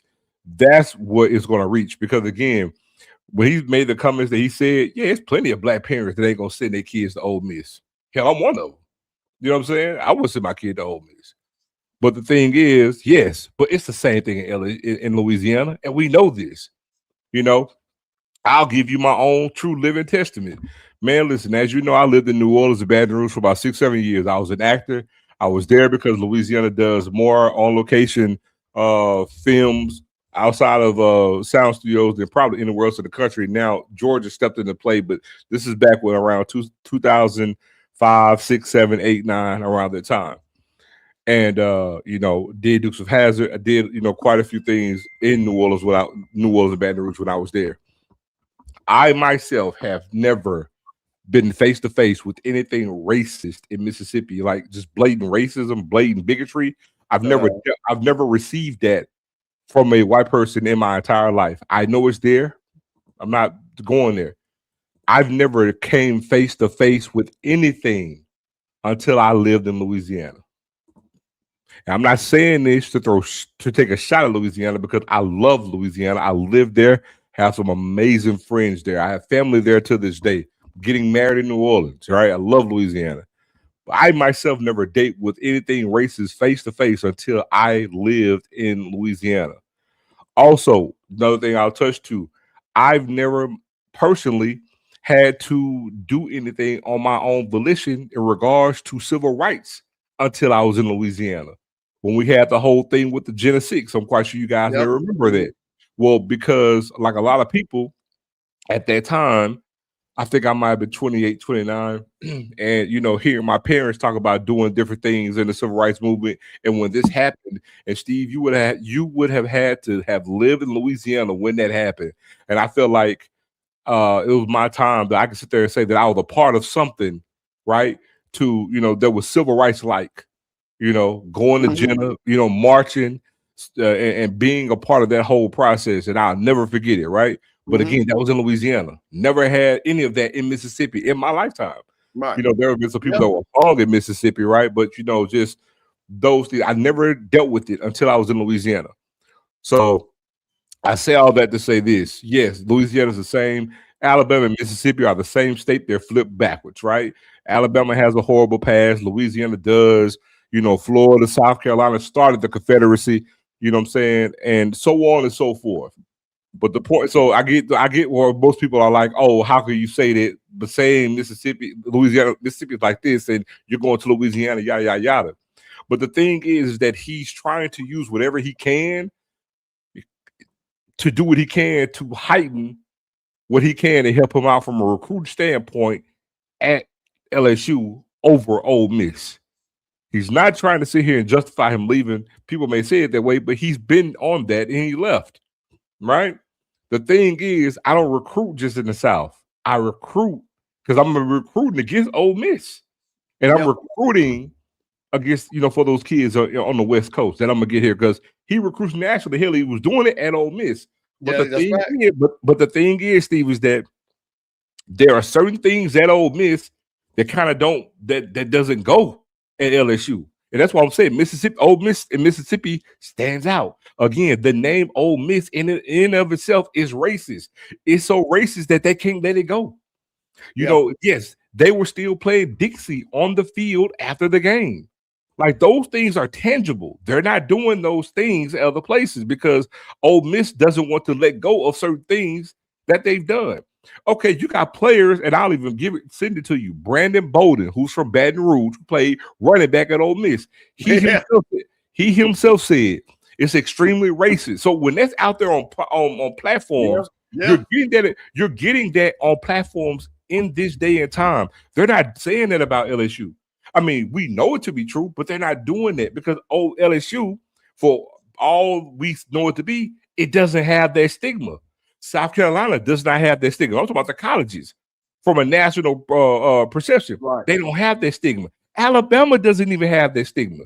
Alabama still live with we were racist until what? USC brought that black boy down here and beat our brain in, and old Bear Bryant started recruiting black players, and now we winning.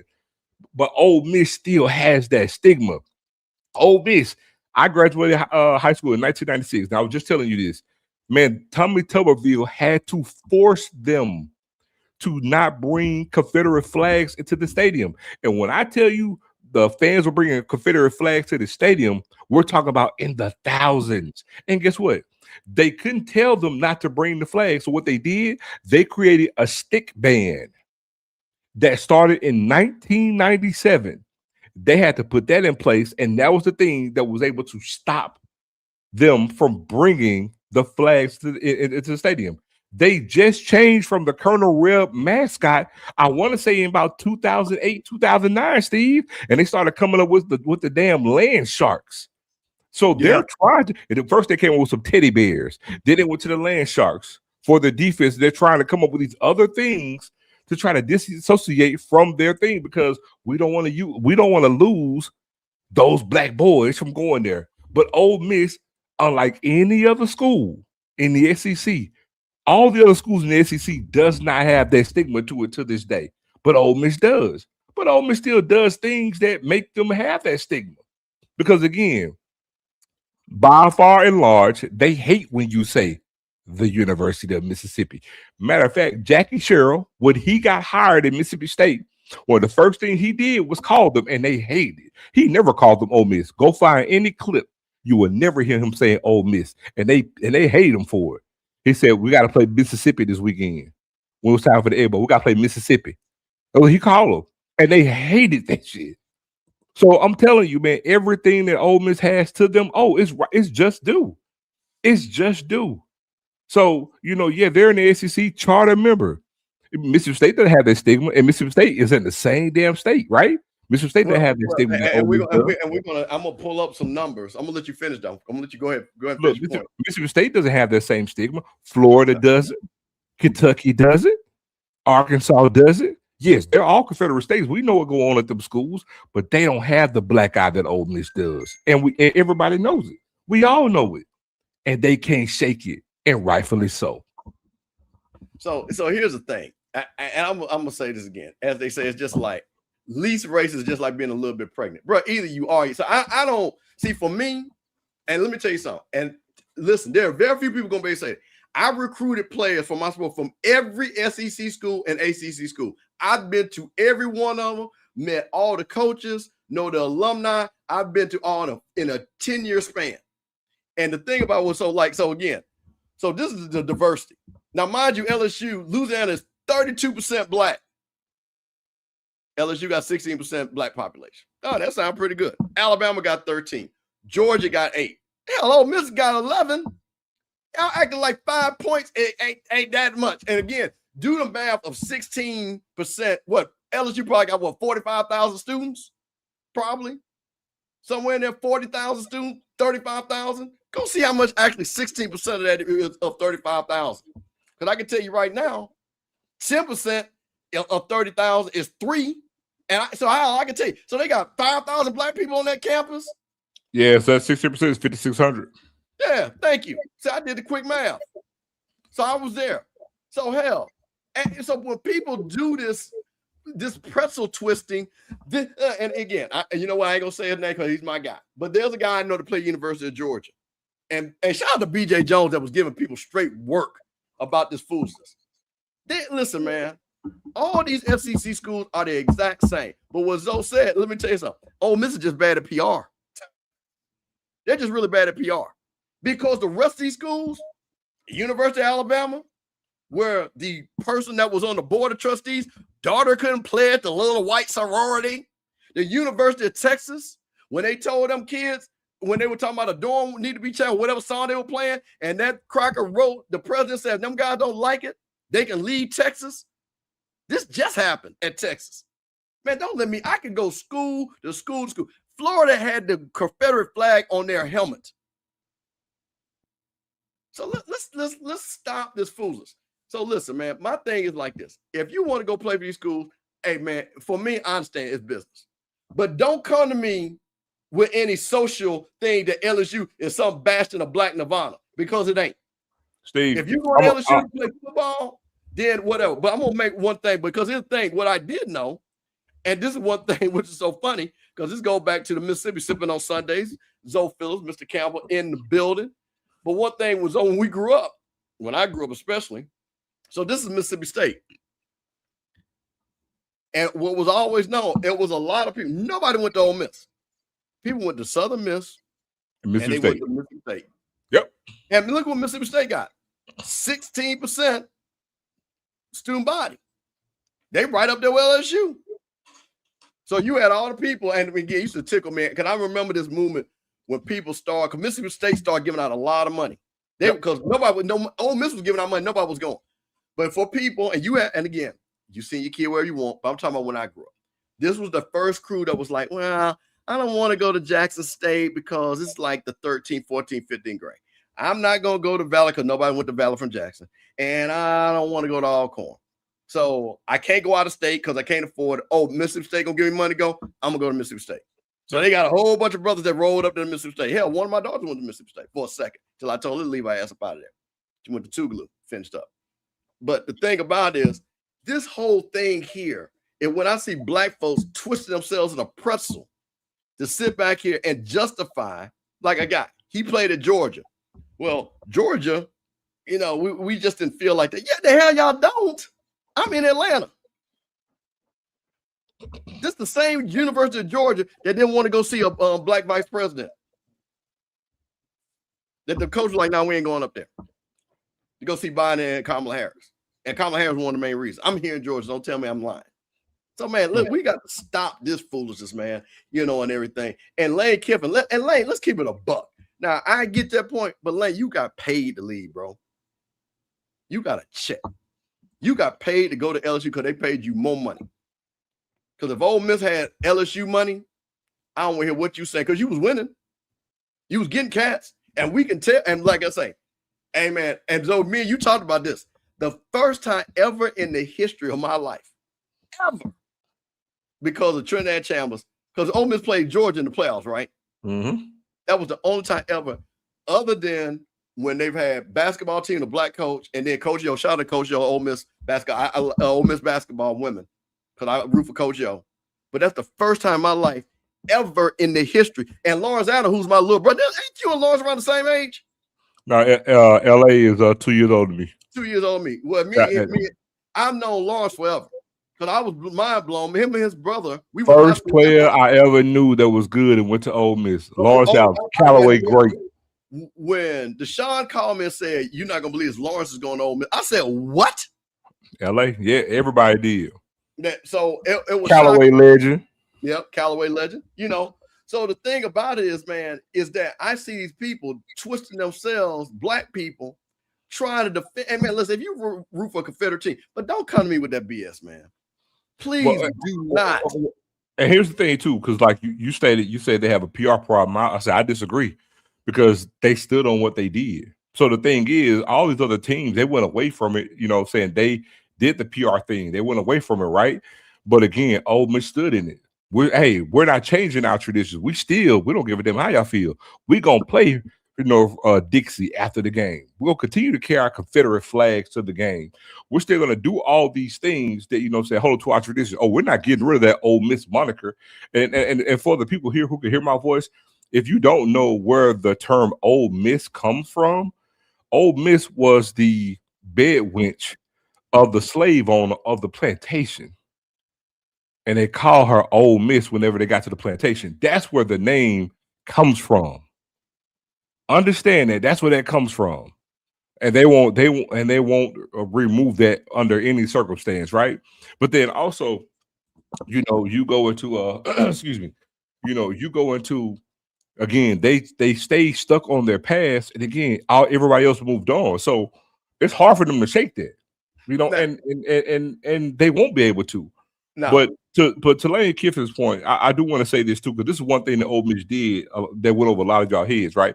So he made the analogy, Steve, that yes, it's true. The LSU the Bayou Bengals was the name of the Army regiment out of Louisiana that fought in the Civil War. That's fact.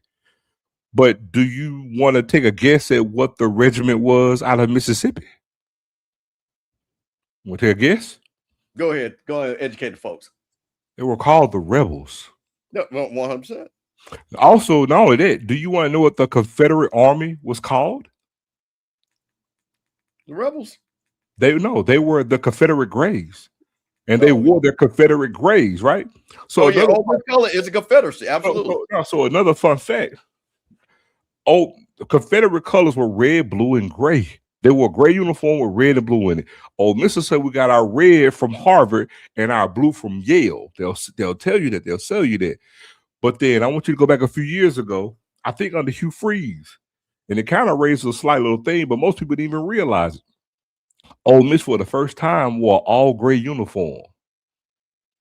I forgot what big game it was, but they wore all gray uniform with slight red and blue accents in it. And it put you in the mind of them wearing a goddamn Civil War uniform. Go back and pull it up. So again, they can't let that shit go, bro. No, they can't. Where's in that DNA? Well, that's the thing. My point is, go ahead. I was gonna say, I'm gonna let you go. I was gonna say, my point is, they don't have a PR problem. They're steeped in their bullshit. Like it is what it is. Well, I didn't know. It was Fight Tiger, but they were called the Bayou Bengals. But I said Blue Bengals because Jack State's called Blue Bengals. I messed that up. But it was Fight Tigers. It was Bayou Bengals. But the outfit in Mississippi were called the Rebels. The Rebels, dog. So yeah, that's very right. That's the Fighting Tigers. And they were in Virginia. And like I said, let me tell you this. I'm gonna tell you how I found that story out. Because again, like I said, I went to St. Joe, and white folks, again, I had a lot of Ole Miss classmates, family went to Ole Miss, and LSU too. And I would know, and I heard them white people, I'm about to say something, arguing and making jokes up again, this who's more racist. And this white boy like, oh, you can't tell me because the Tigers are named after the Confederacy. And I'm like, oh, damn, okay, let me listen to this. And then that's when I looked it up. And I said, well, damn, the Tigers are named after their regiment, just like all these other schools, like the War Eagle is from an old Confederate general. That's where that comes from. But here's the thing. So let me tell you, I saw this when we were talking, because I was trying to find something. And they have a racism meter in the SEC. Ole Miss is at the top. Would bring back the Confederacy, Ole Miss. But let's go to the next year. Very racist. Mississippi State, Alabama, Oklahoma, Arkansas, Texas A&M, Tennessee, South Carolina, Florida, LSU, Auburn, Georgia, and Texas. And then just racist.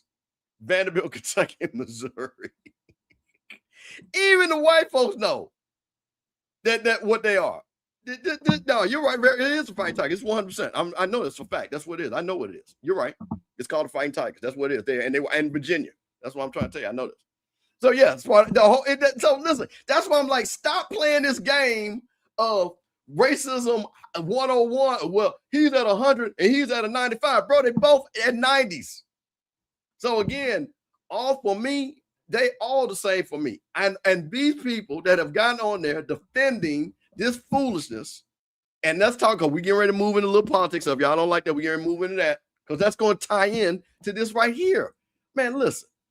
If you're going to go play football for the SEC, hell, and let's keep it a buck. Indiana, y'all do know Indiana cut all the funding for DEI.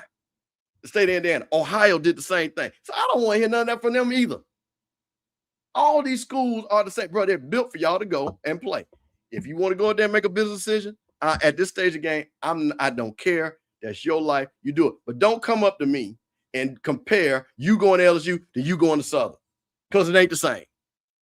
It ain't the same. And don't tell me the same, because it's not. And I ain't gonna let you. It ain't the same you going to Florida State compared to you going to FAMU. It ain't the same you going to Jack State and you going to Ole Miss. It ain't the same, because guess what? They put you in a little corner, and where you belong. That's why you got to have a black student union. Point blank, period. So I want to. So moving on, so because that leads into something that this is just crazy. Your folks up there in Tennessee, after the decision of Louisiana versus Calais, I believe that was Calais. Your folks in Tennessee, boy, did not hesitate, so they said, we about to redraw that map. And thank you, Ron. There you go, 100% where it is. Big time. So I don't want to hear nothing about all that foolishness. But your folks in Tennessee, though, and we're going to talk about this, they got really excited when they was cutting out this map and cutting out Memphis. And again, I'm going to say this. Well, you know what? I'm going to say that because I'm going to make this statement, and I'm going to explain it. Do not get in this chat and make black folks vote for Democrats 80% of the time, because I'm going to make you look stupid. So I'm trying to tell you, I'm way more educated on this stuff than 99% of y'all. So if you want to play that game, if If you get in that chat with that foolishness, I'm going to put you on the Summer Jam screen because I'm going to prove something to you. But moving on. I ain't about to play that game tonight. About to talk real business. So this is Tennessee. And this is the white folks getting really happy in what they're doing. So right here, let me because the comment, watch Tennessee Republicans laugh about stripping majority black Memphis of power as Warner walks in wearing a Trump flag and try to laugh about it. So this is them smiling, taking y'all rights away. And again, representation, not about voting somebody black, it's about black representation. Because black people can vote for who they want to, and that's diluting their vote. So this is white folks up there in Tennessee. That's the SEC school too.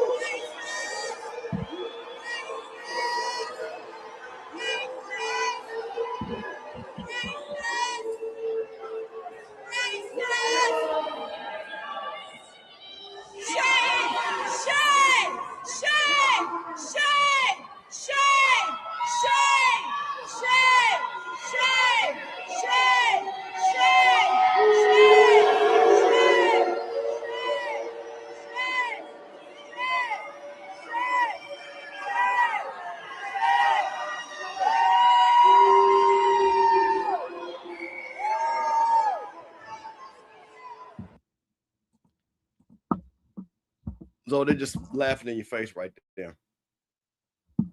Just laughing in your face. I'm gonna let you go. Steve, look, that don't even bother me. And I it doesn't, because I say all the time, I mean, dude, they play in our face every day.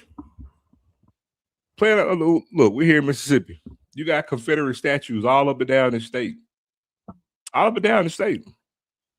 You know, you got Confederate holidays, but they were repealing everything that's associated with any type of black excellence, right? Or any other minority for that matter, right? You know, I make this joke all the time. I say, you know, you don't hear talk about building that wall no more, huh?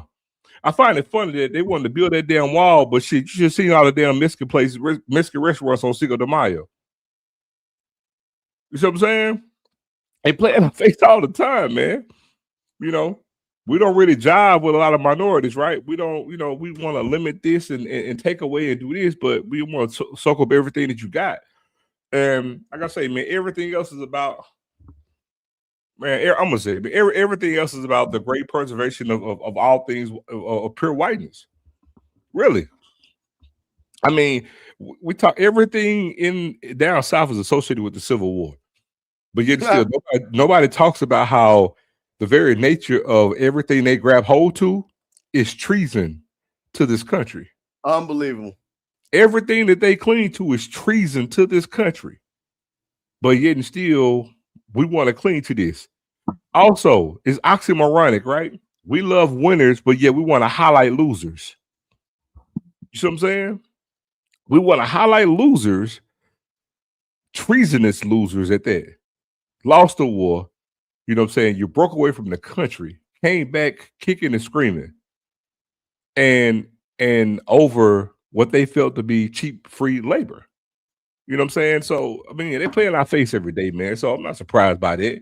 You know, like I will always say, man, I see better than I hear.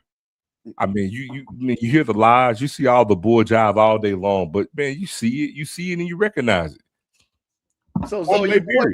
So your boy, you got a guy down in Alabama. He said that, you know what, now since we got this, because Alabama, they redrawing their map real quick too. They right on point. Alabama said, you know what? Well, since we can redraw this map, man, we can go ahead and look at the 14th Amendment. So for all you history buffs that don't know the 14th Amendment is, this basically made y'all a citizen, pretty much, to make it simple. Man. The 14th Amendment is the cornerstone of the U.S. Constitution, granted birthright citizenship, and this was passed before any of the Mexicans came. This is for slaves. This is what this is for. Ensuring equal protection under law and prohibiting states from depriving any person of life, liberty, and property without due process. It fundamentally expanded civil rights, enabled the federal government to protect individuals from state-level discrimination. So your boy down at Alabama, he said, man, we might need to look at that 14th Amendment there, so your boy, so your boy Charlemagne, he gave him the donkey today. So we're gonna let Charlemagne rock on this and take it a little time with y'all listen to Charlemagne and what he got to say about this white person who want to take y'all rights away. On in the world, Epstein files, UFO files, war with Iran, gas prices through the roof, cost of everyday goods through the roof.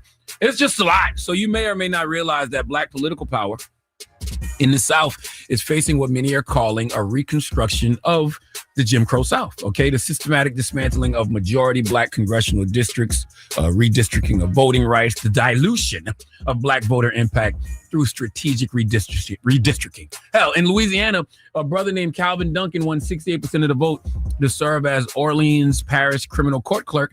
And at the urging of Governor Jeff Landry, the GOP-controlled state legislature, raced to pass legislation that eliminated his position.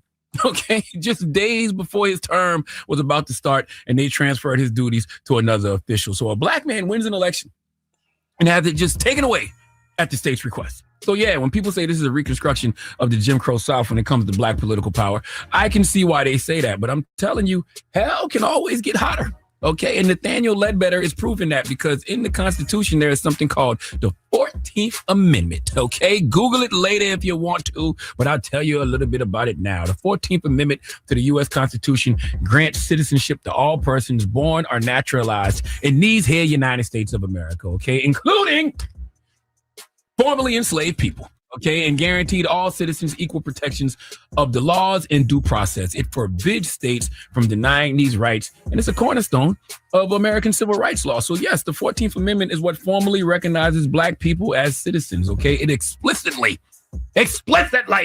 overturns the 1857 Dred Scott versus Sanford decision that had declared niggers were not citizens. Okay, this is important, y'all. All right, the 14th Amendment established birthright citizenship for anyone born or naturalized in America, guaranteeing equal protection under the law for formerly enslaved people. Well, what if one day they decided to overturn the 14th Amendment and said, you blacks don't deserve guaranteed citizenship or equal protection of the laws? Well, that's exactly what Nathaniel Ledbetter wants to happen. Oh, he said it in the press conference. Okay, at the close of a special session. Let's listen. Well, it certainly gives us an opportunity to look at those congressional districts again. Gives us a chance at all of them if we get some reprieve from the courts. And so we'll see how that goes, and certainly hope that the Supreme Court will overturn Amendment 14 and gives us a shot to revisit those. There's been a push through the courts to try to overtake some of these red state seats. And with the ruling that happened in Louisiana, we felt like it gave us a chance to maybe regain that seat, but also open up District 7. So I think that's happened. All we need now is the courts to overturn 14, and we can look at a new election. Come again? Okay. Now, a spokesman for Nathaniel said the speaker didn't mean what he actually said. Well, Mr. Spokesman, he said it twice. Okay, he said it twice in that statement I just heard. And I don't know if y'all quite understand what it would mean for the 14th Amendment to be overturned. States could legalize forms of racial segregation. Without the 14th Amendment, legal discriminatory systems in education, housing, public accommodations, employment, okay, all of that. It would be legal, okay, to be discriminating against all black asses, okay, unless stopped by federal legislation. And do you think this current administration, this federal government is going to stop any of that? Huh? Voting rights, please. You think they weak now? You think they've been gutted now? Get rid of the 14th Amendment, they wouldn't even matter. Okay, black people, we wouldn't be able to win a civil rights lawsuit if the white man you were suing's life depended on it, okay? Basically, whatever the Jim Crow era looked like from 1877 to the 1960s, that's what we would be back in with Wi-Fi. Okay, legal racial segregation and discrimination. And this is the amendment that Nathaniel Ledbetter is saying should be overturned, the 14th. Okay, what I hate about situations like this is people will tell black folks don't overreact. That's not what he meant. But how come the mistakes always got to do with something that removes our rights? Okay, nobody ever accidentally says, you know what? I hope everybody gets free health care. I hope everybody gets free reparations. This is why people don't trust politicians when they say democracy is safe, because if your first instinct during a voting rights argument is maybe we should overturn the amendment that gave Black people citizenship, well, what exactly do you think the problem is, Nathaniel? Huh? You think the problem is the maps? Are the Black voters on the maps? I'll take the niggers for 1,000, Alex. Now, I know. Let that ride out, because that was important. And this is why this thing is serious, man. We sit back here and we talk about these things and stuff, man. We're HBCU alums. And we come from the movement, the spirit of the school. The schools were created because they wouldn't allow us to go to LSU zone, Alabama, Florida, Georgia. That's the reason why Jackson State was created. That's the reason why FAMU was created. How many normal schools of the color that you see in the title of many schools? So, man, you know, we sit back here and I hear people saying, well, you know what? If these players in the SEC would just boycott, so I got a better solution. How about all y'all that didn't vote? How about y'all do that? How about y'all go find somebody that y'all know in your own family that don't vote, or talking something crazy because of one situation? I'm not gonna get into it, but well, you know, I don't like this person because of this. Man, y'all gotta wake up, man. Because these folks been moving, and I try to explain this to people, but people majoring on the minor. They're focused on this. They focus on that. And you know what? Hey, listen, SWAC fan, hey, listen. I'm gonna tell you something. I would be all for this. But you know what? If you know what the thing about is, and you already seen it, because I seen Black folks. Well, you can't. This is what I'm talking about. How y'all don't know history, so you know what I heard. Well, you can't make the kids do that. The kids should. Hey, dummies! You know who was doing the civil rights movement? It was kids. It was college age kids. Never heard of Smith. How old y'all think the Greensboro 4 was? You never heard of Smith? Lewis was. Never heard of Snick. Thank you. How old do you think the Freedom Riders were? You know why the kids in Alabama were let out of school? Because the people were smart. They said, okay, we know if we go on march, they're going to fire all us. You know what they did? They let the high school kids out. Because those kids did that, which is not your grandparents. Hey, Steve, you know how old Emmett Till was? I do know how old Emmett Till. Hey, Steve, do you know how old Goodman, Chainer, and Schwerner was? I do know. So like, go look at me at Mike's comment, highlight that, because one has nothing to do with the other. See, Martin Luther King basically said, you know, a threat to justice, you know, anywhere is a threat to justice everywhere. Well, any issue that's going to affect the multitude of Black people in this country is a problem for all Black people in this country. So the issue is not to think that, oh, it's not as bad as this, so we don't need to. No, I, in my humble, most honest, raw thought process, think that all Black people need to be outraged at this moment and actually doing things to actually work as a collective, as a people right now. Because the very thought, because everything just starts with a spark, and it's out there now. It's out there now. And if somebody even mentioned something about repealing something that was put in for all of us, the thought of even having that revoked, I don't even want to conjure what that's going to look like in real life. And so the fact that that's even out there, and we're just like ho hum, and we want to still sit here and talk about goddamn Megan Thee Stallion and all this other dumb shit. And I'm like, man, we got people out here talking about repealing the 14th Amendment, everything, you know, that our ancestors and forefathers fought for the rights to even do the things that we're doing today is being challenged and fought against. And we're sitting here ho hum about all of it. I made the comment to Steve earlier, you know, I'm 47. I'll be 48 in September. So a lot of people in my generation and younger, been plenty of time. We've heard stories about the civil rights movement and our ancestors who fought the good fight, you know, got us all these advantages into society, right? And they would sit down and think, and they would say these things about, well, I ain't my grandparents, I ain't my great-grandparent, I ain't my ancestors. You know, we wouldn't deal with that. We wouldn't go through that. Well, guess what? If shit keep going the way it's going, we're going to put your mouth to the test. Because right now, as it stands, yeah, you're going to be right back in Jim Crow. Yeah, you may say it may not be exactly the same like it was in the 50s and 60s or the 40s, 50s, and 60s, but you're not at liberty to say exactly the way it is. And why in the hell would you even want to see what that feels like? So again, call to all Black people. We should be outraged as a unit right now at the thought that somebody's even thinking about repealing the 14th Amendment that affects every last one of us. To sit here and get discriminated on, have to deal with bigotry, and guess what? You can't do nothing about it. Point blank, period. Point blank, period. But now there's no outrage. We want to see her talk about damn Cardi B and Megan Thee Stallion and all this other bull jive. And I understand the whole idea of saying, yes, I can walk and chew bubblegum. I can do more than one thing at one time. I'm not saying that you shouldn't do nothing, but at the forefront of everything should be this right here. This is a major, major thing, bro. Like, I don't think people are alarmed at the totality, right, of everything that's going into play when you talk about Trump, Project 2025, all this bull job that's been going on. They've already repealed the Voting Act. You know what I'm saying? I mean, you know what I'm saying? Now you're going to sit here and then now you're going to change the districts.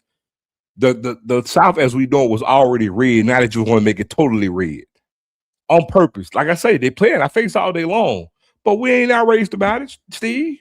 Ho hum, we'll just make do. We'll be okay because we always be okay. You know what I'm saying? God don't play about us. Just because God don't play about you don't mean that you sit idle by and do nothing. Faith without works is dead. Like, we need to be outraged, and we ain't. We ain't. We still want to look. We still focus on damn trail rides and dealing with YNs. Like, literally, that's it. But as a people, as a whole, as a mass, we're not outraged about the shit that affects us. And now, for the first time in my lifetime, I can speak to my parents and my parents' parents, right? But I'm talking about in my lifetime, for the first time, like for real, we got things in place that's moving and churning to really, really affect us on so many different avenues. And I'm talking about all of us, not middle class Black folk or low class Black folk or the wealthy, right? Oh, I'm a Republican. I'm Black. I make money. All this shit Charles Barkley be saying. This shit gonna affect every last one of us, bro. Well, let me say something. So Mike, a lot of respect for you. And I'm going to read this. Let's be real, not compare today's society to Jim Crow. Jim Crow was terrible and sparked the Great Migration. What we're facing now, another compare. Exactly. So I'm going to reverse it. So when Medgar Evers got killed in Jackson, Charles Evers, his brother, called Bill Russell. Now, a lot of y'all don't know, but Bill Russell at that time will be comparable with LeBron James is right now. Okay? So a star of this magnitude came to Jackson, Mississippi to help with the civil rights movement. And they feared the Boston Celtics did not want him to go. They said, they're going to kill you. They told him, you come out, we're going to kill you. I'm going to tell you a secret. Steph Curry and LeBron James ain't got to worry about that. So, yeah, it should be easier for you not to be an activist now. Because you don't have to worry about coming to the state of Mississippi and somebody stringing you up. They're not stringing LeBron James up. They're not stringing Steph Curry up. Giannis, all those guys, anybody, Dak Prescott. So it should be even easier to stand up. So that's my answer to that. So of course, so thank God that my grandparents, those grandparents, yours too. I'm not gonna count anybody else, but I'm gonna tell you for a fact, my folks was in that thing. And this is just crazy when we sit up here and acting like this is not important. Because I'm gonna tell you something. I talked to a lawyer. And I broke this down. The next thing they're going to get is the Civil Rights Act of 1964. That's one of the ones that protect y'all when y'all walking around there. And you know how you go to your job and they have that little thing and they say they can't say crazy stuff to you. So you know what? I told one of my lawyer friends, I said, let me tell you how they're going to flip it. You working over there, Zo, where you work. I ain't going to say where you work. And the white guy say, hey, Zo, you my nigger. And he said, well, wait a minute now. I'm going to go to HR and report it. You know what he's going to do? He's going to go and say, listen, that wasn't no racial attack. I was just saying that being friendly. That's a term of endearment. I'm telling you, I've seen Jay-Z say it. And he's going to find some lawyer that takes that case. And they're going to win that case. And then what you going to do then? See, y'all need to wake up. See, you think I'm making that up? That's what they thought about. Oh, they'll never erase that. So let me tell you this about the 14th Amendment, why this is important, and also these districts. So you got Benny Thompson and Jackson. It's about having somebody represent. So if they take Benny Thompson, guess what? Jackson ain't gonna get nothing. All that money that y'all got when y'all was all happy when y'all got those COVID checks, you know who got that for you? Somebody black, because Alma Adams went to Nancy Pelosi and said, hey, oh, by the way, black folks need to get some of this money too. You think Nancy Pelosi gonna think about y'all? And don't tell me about the Republicans. I don't even want to hear that foolishness. Because they're the ones passing the law that's against you. So when they take these little districts that they've gerrymandered themselves and a racial representation, then who's gonna fight for you then? Who's gonna fight for you then? So man, listen, you all better, like I said, some of y'all say y'all went to HBCU, you better go to your I know you got most of y'all got black archives, you better go read up on your history because you're disappointed some of your ancestors that went to your schools. Hey, thank you. Ain't gonna get nothing. If it wasn't for Benny Thompson to fight tooth and nail, that's why this is important. So, you know, I just had to put this out there, man, because we went to Jackson State, Southern, Florida A&M, Alabama State, North Carolina. Man, we're built from this. And if you don't honor that, then, man, you listen. Don't watch this show. But we're going to talk about this. This is what we talk about. Steve, I'm going to tell you. I'm going to tell you. This is going to be real. The real problem with black folk is, and I'm not talking about. Wait a minute, bro. They had already done it. See, bro, are you? Stop it. See, come on, Mike. Now you know what? You know what I'm gonna do? I'm gonna give you my phone number.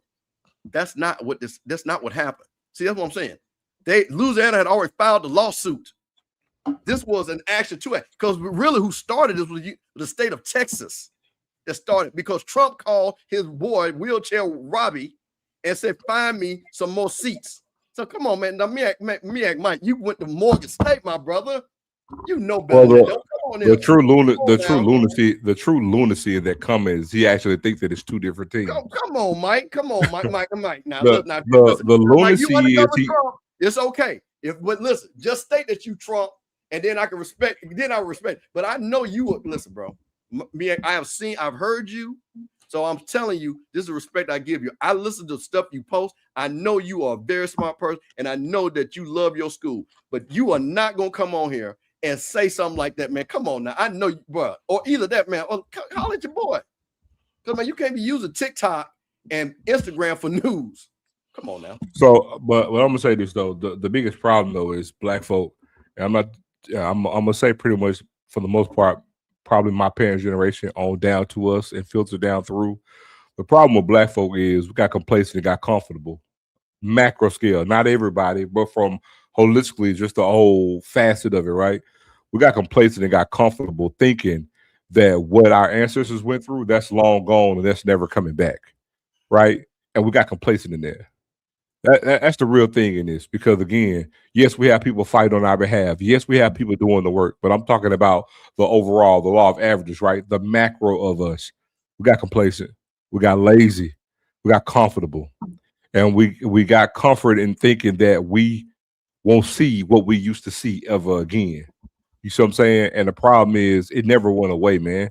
Nothing ever changed. Nothing stopped. It just morphed into a new way of doing business. And right now you're seeing everything coming in different facets, and yet we're here just chilling, laughing, got social media, like we're not acting like the things that we're dealing with is a real thing.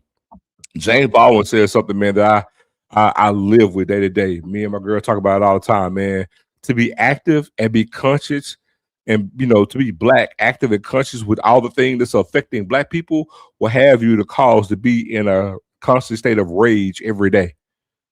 But the problem is we disconnect from it, right? We really do, because hey, we desensitize with social media, all the good things and all the other things in life, right? And trying to find our way. But everything else that's going to actually mean working together and working out for our best interests, we just don't do it.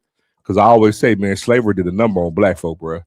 And so that's my own thing. But right now, man, the way things are going right now, man, it ain't looking good. And it's not down one lane. It's down so many different lanes. People thought it was bull jive when they came out with Project 25. And man, they hit every doggone pin. I mean, it was so funny. It's so funny. They were so arrogant, as they said they put in the book, but you know what they say? If you want to hide something, put it in the book for certain people. And see, and they're hitting every point to the T. Bruh. And again, and look, I always say, man, if somebody's going so hard consistently, day in and day out, to remove the things that you got, remove the things that you want, deny you from what you want, I mean, they doing it for a damn reason. They're doing it for a reason. And we just sit here letting them do it. We're not putting them no resistance to none of it, man. And that's the problem that I have. Like, black people, we got to wake up, bro. We got to wake up. We got to make some changes like ASAP, because I'm telling you, if we don't, we looking at Jim Crow segregation again. And people think, well, I got this job. Man, that job could be taken from you. I just gave you an example of what is going to happen and what you think. There will be no protection. I'll put this picture up real quick and then we'll move on from this. That's Bill Russell. And hey, with TBLs, that's what the name of the gym used to be, right? The old gym, TBLs zone. Mm-hmm. And that was the athletic director. And this is Russell Wilson's granddaddy. That was the basketball Harrison Wilson. Harrison Wilson. See, a lot of people don't know that. Down here, got them Rooster Jackson. So, and Russell Wilson's dad was born on Jackson State's campus. How about that? And, you know, 3 brothers from Kappa Alpha Psi standing up back in the day. So, man, listen, man, this is what I'm saying, man. Again, it should be easier now because the money, you know what? Again, when people say, well, what about, I heard somebody in one of the chats I'm in, well, what about the marketing? Bro, when you making, Jaylen Brown ain't got no marketing. Jaylen Brown got $500 million. He ain't got to worry about nothing. When you're making that much money, you don't have to fear anything. Come on, man. Shout out to Copilot. That's right. Shout out one time. Copilot, you know them, your frat brothers. Shout out to him, man. I had to pull it up. You know what I'm saying, man? Come on, man. So, like I say, this is the time where it should be easy. But guess what? You've been programmed. Because I'll tell you what, Zone, when I was an agent, the funniest thing was when those white agents would tell those black players, hey, man, you just don't want to get into that, man. You don't want to get in that. I heard white agents tell black players that all the time. All the time. You don't want to get into that. And they're doing the same thing with the kids from the SEC. You don't want to get into that. Because what if I heard, well, you don't want to mess your NIL money up. You don't want to mess your NIL money up. So you let them, you know, everything. We're going to take good care of you over here. You know, it's Hold on. We're going to take good care of you over here while you're here. How about that? While you're here. Say that for the people in the back. We're going to take good care of you while you're here. We'll be good to you here while you're here. But as soon as you leave, you're going to fit in the bill with the rest of them. Well, let me tell you what I mean by that. When I say protect you, man, listen, and I'm saying this. I'm talking about, you cannot compare. I'm using Miyagi Mike's comparison. Bill Russell went to the Delta where they were talking about they were going to lynch him. Ain't nobody lynching LeBron James or Jaylen Brown. That ain't happening. That's disrespectful for you to go. And I'm not saying FBS 50, but I'm saying to compare the two, it's not. Nobody's lynching LeBron James. Stop it. Let's not be stupid. Okay? Bill Russell had a death threats where we knew they would lynch you. Point blank facts. This was 1963. They shot Medgar Evers in the head and didn't even blink. The white man said he did and didn't even laugh. Didn't even laugh about it. And they knew he did it, and they didn't convict him. Come on, man. Don't compare that. So I just I'm talking about came into a super dense black neighborhood. Look, thank you. Presidential Hills. Hello. So like I say, so man, listen. So anyway, with that being said, man, only reason why, man, listen, this show is important for a couple of reasons. Me and Zoe doing it. We're from Jackson. It's important. We do it because, man, we appreciate y'all watching because this is Sippin on Sundays on a Monday, Off Script Network. Rocky Mental Channel, man. But, you know, everybody, man, we ain't talking about no dumb graphics that are loud and wrong. We, like I say, we ain't right here talking about putting your school down because for whatever reason, that's what you think is cool, man. We are about here uplifted. So we're going to give y'all a little something of education and we're going to have a little bit of fun. Now, Zoe, we're going to move on to the fun side of the show before we close it on now. Because there's something that happened that I get to talk ish about. Because guess what? Florida and them women win his first SWAC softball tournament title. And you know what, my people from Southern, you know who we beat? We beat up Southern Jaguar to win that thing. So, now I know you remember it was a very, very tenuous playoff last year between Jackson State and FAMU. Mm-hmm. And your coach, boy, man, your coach, man, disrespectful. Talk about this is house. But guess what? It's FAMU's house right now. It's FAMU's house right now. And we beat Southern. And wait, who did y'all lose? Did Southern beat y'all? Southern, did y'all get Jack State up out of there?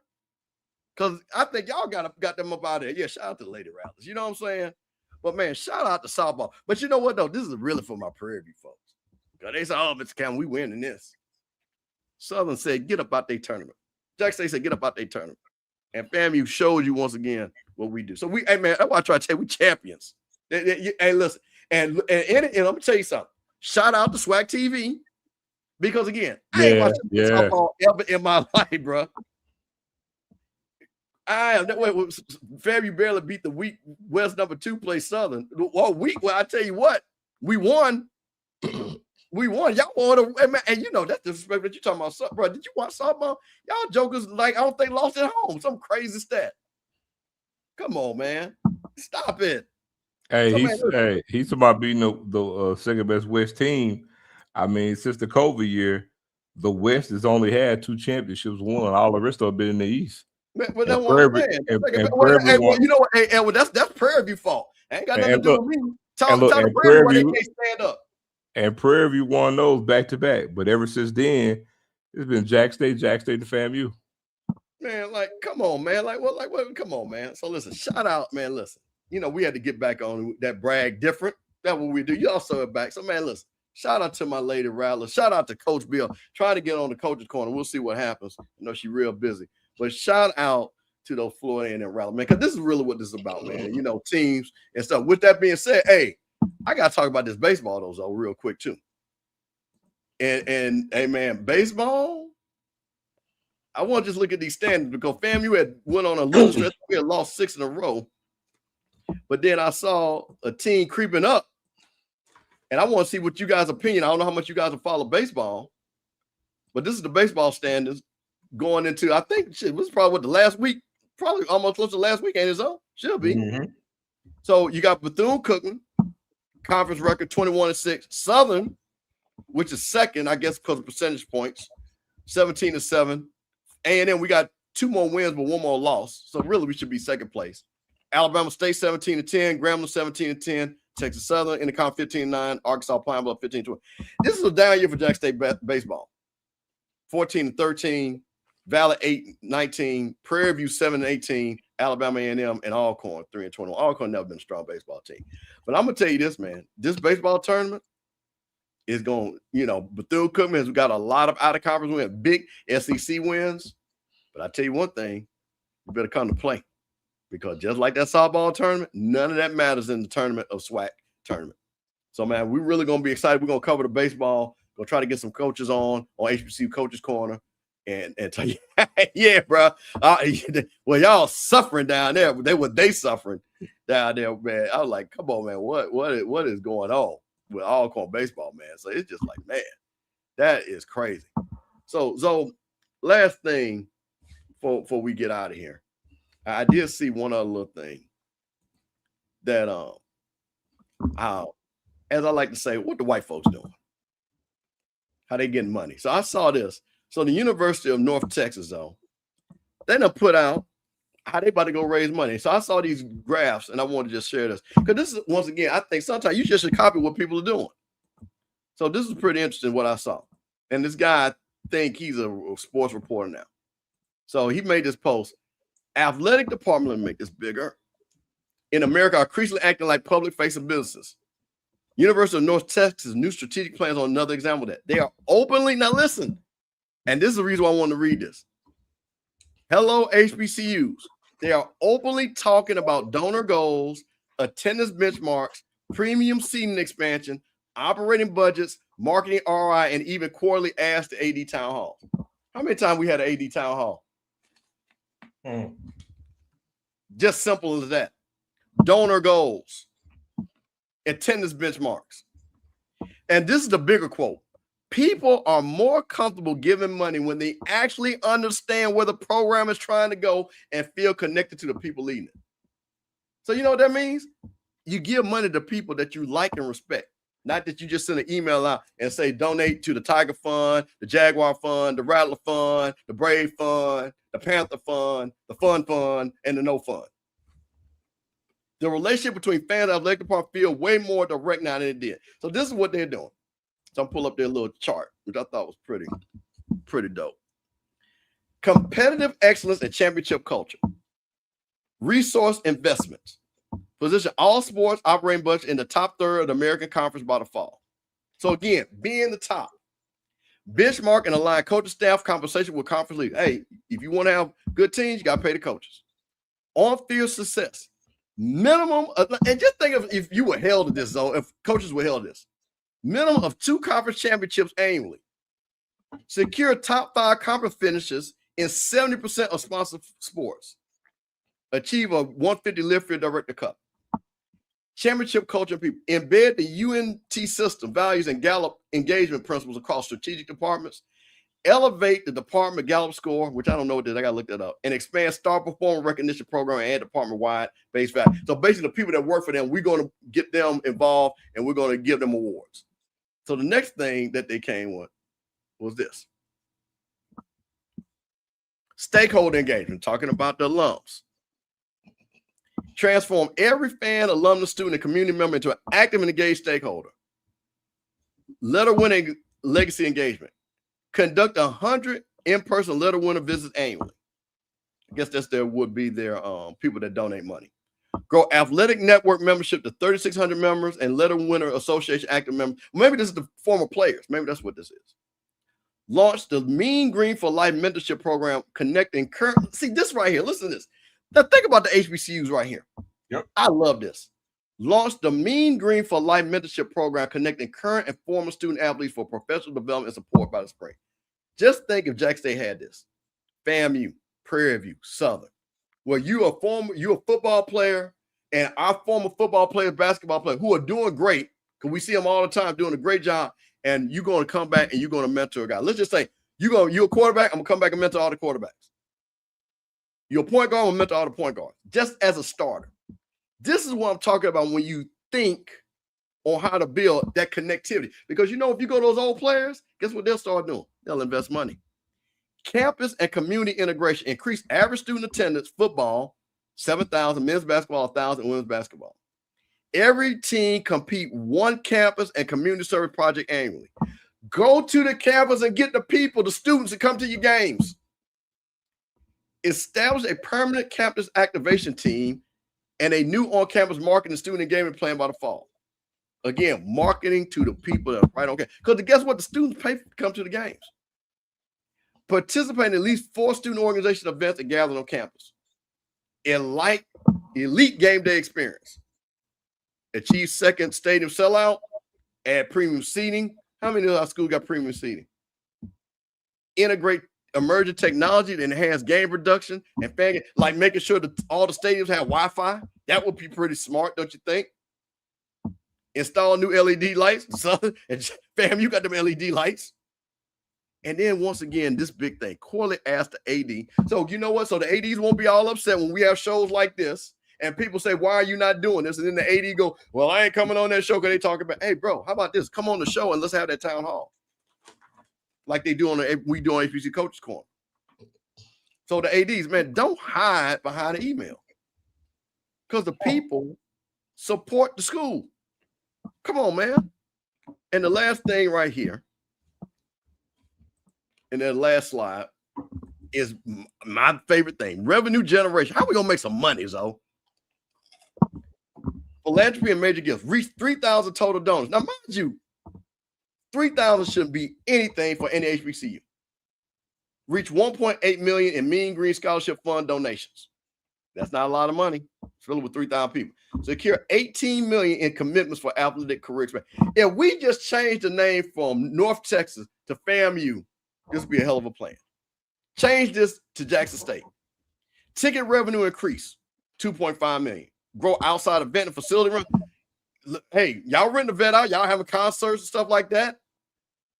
Why are we not doing this all over? We got these big facilities. Why are we not renting them out, having concerts and all these different things? Spartacus Jackson State doesn't have a light bill. That's not why they're playing night games, dog. Jack State's playing all their games in September at night. Yeah, they are. So it's one thing to talk. You got, man, at least come right, man. If you don't know what you're talking about, man, just leave the jokes alone. It had nothing to do with why Jack State were playing night games. They're doing them now. So it had nothing to do with a light bill at all. Sparky is a little bit hardcore guy. Hey, increase ticket revenue by 2.5 million. Grow outside of what I just said. License and royalty revenue. Again, Scotty actually talked about this. We have Hall of Famers, superstars, that we should be selling jerseys. We should be making videos that should be shown these great games that if we can find them, showing those, marketing these people, bringing them back, having them sign the autographs, enhance multimedia rights and structure them at top third, increase the average attendance to 26,000 in football. So again, increase the intent. What do we have to do to get people in the building? Let me check this out. I even mentioned this a while back, years ago. You know, Walter Payton passed in 1999. Yep. Right. And we had things going on, you know what I'm saying, with some of the Hall of Famers, but it was a dream of mine after the fact, you know, were to try to get the rest, you know, because we still could have Jared, you know, in his dad's place, or Eddie, because, you know, Eddie's his brother. He's, you know, still affiliated with Jack State as well as an alum. Get Eddie Payton to fill in his place and then get the other three. Do you know that I want to say it was since, I believe, 1996. Walter Payton passed away in 99. From then until he passed, man, we were the only school in the country that could actually have a live-in to have 4 Hall of Famers presented at a game. And for whatever reason, we just never thought about it. We dropped the ball. I'm like, you had that, you could have did that. And so, honestly, believe it or not, since once I started, I think this was 2018 or 2019, when I really, really wanted to get all the 3 remaining Hall of Famers right to a game. It was hard on Jack to get Jackie Slater because Jackie Slater was still doing something affiliated with the Rams. Right. So no season's going on. But man, do you know what that looked like to actually have 3 Hall of Famers, living Hall of Famers from your institution, you know, to present them out at the field in pregame? What that would have been like, man. You know, you're talking about Rob Brazile, who's there often a lot. Rob Brazile, Lynn, excuse me. I just drew a damn blank. What's my guy from Detroit? Lim Barney, who's got feeling kind of ill here lately within the last year. But you had Lim Barney, who started the number 20. You got Rob Brazile and Jackie Slater still alive. You can actually have them, bro. And again, I would always say that's another recruiting thing that you could actually use. We talk about it, but they're alive right now. They can come. They could be here. They see Robert Brazile, you know, he's there. But I'm like, man, Jackie Slater is one of the greatest old linemen ever played. Played 20 years with one team. Block for Eric Dickerson. I mean, he can get Eric Dickerson to come for a game. Like, you have that type of cachet to do those types of things, and yet we drop the ball and we just don't do it. And that's what I mean, to your point that you were just bringing up. It's like, man, we have things available to us that we're not utilizing. We're not brandishing to really maximize, you know, all the things available to us to grow what we have or to make what we have better, to bring in or deepen the coffers that we have. You know what I'm saying? You know, because here's the thing. Jackson State has potentially 2 other Hall of Famers that we could possibly get. We could possibly get Jimmy Smith in on the senior ballot and Harold Jackson on the senior ballot. Agent 00 Soul. And if you get both of those guys in, that'll have Jackson with 6 Hall of Famers. You know, and now you're talking about what, 5 alive right now. All right, you know, but again, it's things like that, bro. That's my point. You have these things available to you, and we're not utilizing them. You know, so that's my only thing. Well, let me throw some. North Texas State made this public. They're letting you know what we're doing. And I want to go back, and I'm going to say this quote one more time, because I think this is what's important. And I think this is where we as HBCUs fail. And this is, I'm going to pull this up because I want to make this point again. People give money, and if somebody who fundraises and knows how hard it is, but again, I'm going to make this real big. So for all my SWAC folks, look at this. White man trying to tell y'all, people are more comfortable giving money when they actually understand where the program is trying to go and feel connected to the people leading it. We'll say that for the people in the back. So we should not wonder when we're raising money, how the money's going to get spent. We should know the plan. Don't say, just give me money. Tell me why you give me money. We're smart. Because, you know, if you tell me you get money, you know what I might be able to do? Hey, you know what? Hey, my cousin is the vice president over at Home Depot. He went to FAMU. Let's get him on board. Oh, wait a minute. We need muscle milk. We need Gatorade. Hold on. You know, such as graduate, he's the vice president of Pepsi, because we know what the plan is. And that is what's so important. They put the plan out there for you to look at it, analyze it, and say, this is what we're going to do. With understandable benchmark that, you know what, 90% of those benchmarks, I would say at least the top tier SWAC schools could hit every one of those benchmarks. Every one of them. And it's all written down and all understood. But if I go to each individual school, and not to say they're not working, see, this is the thing about it, and I want to be clear because I got respect and I know it. I know FAMU's working on stuff.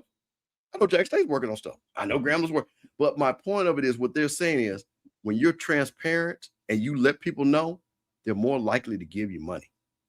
So if out of anything that you take for that white boy presentation, take that.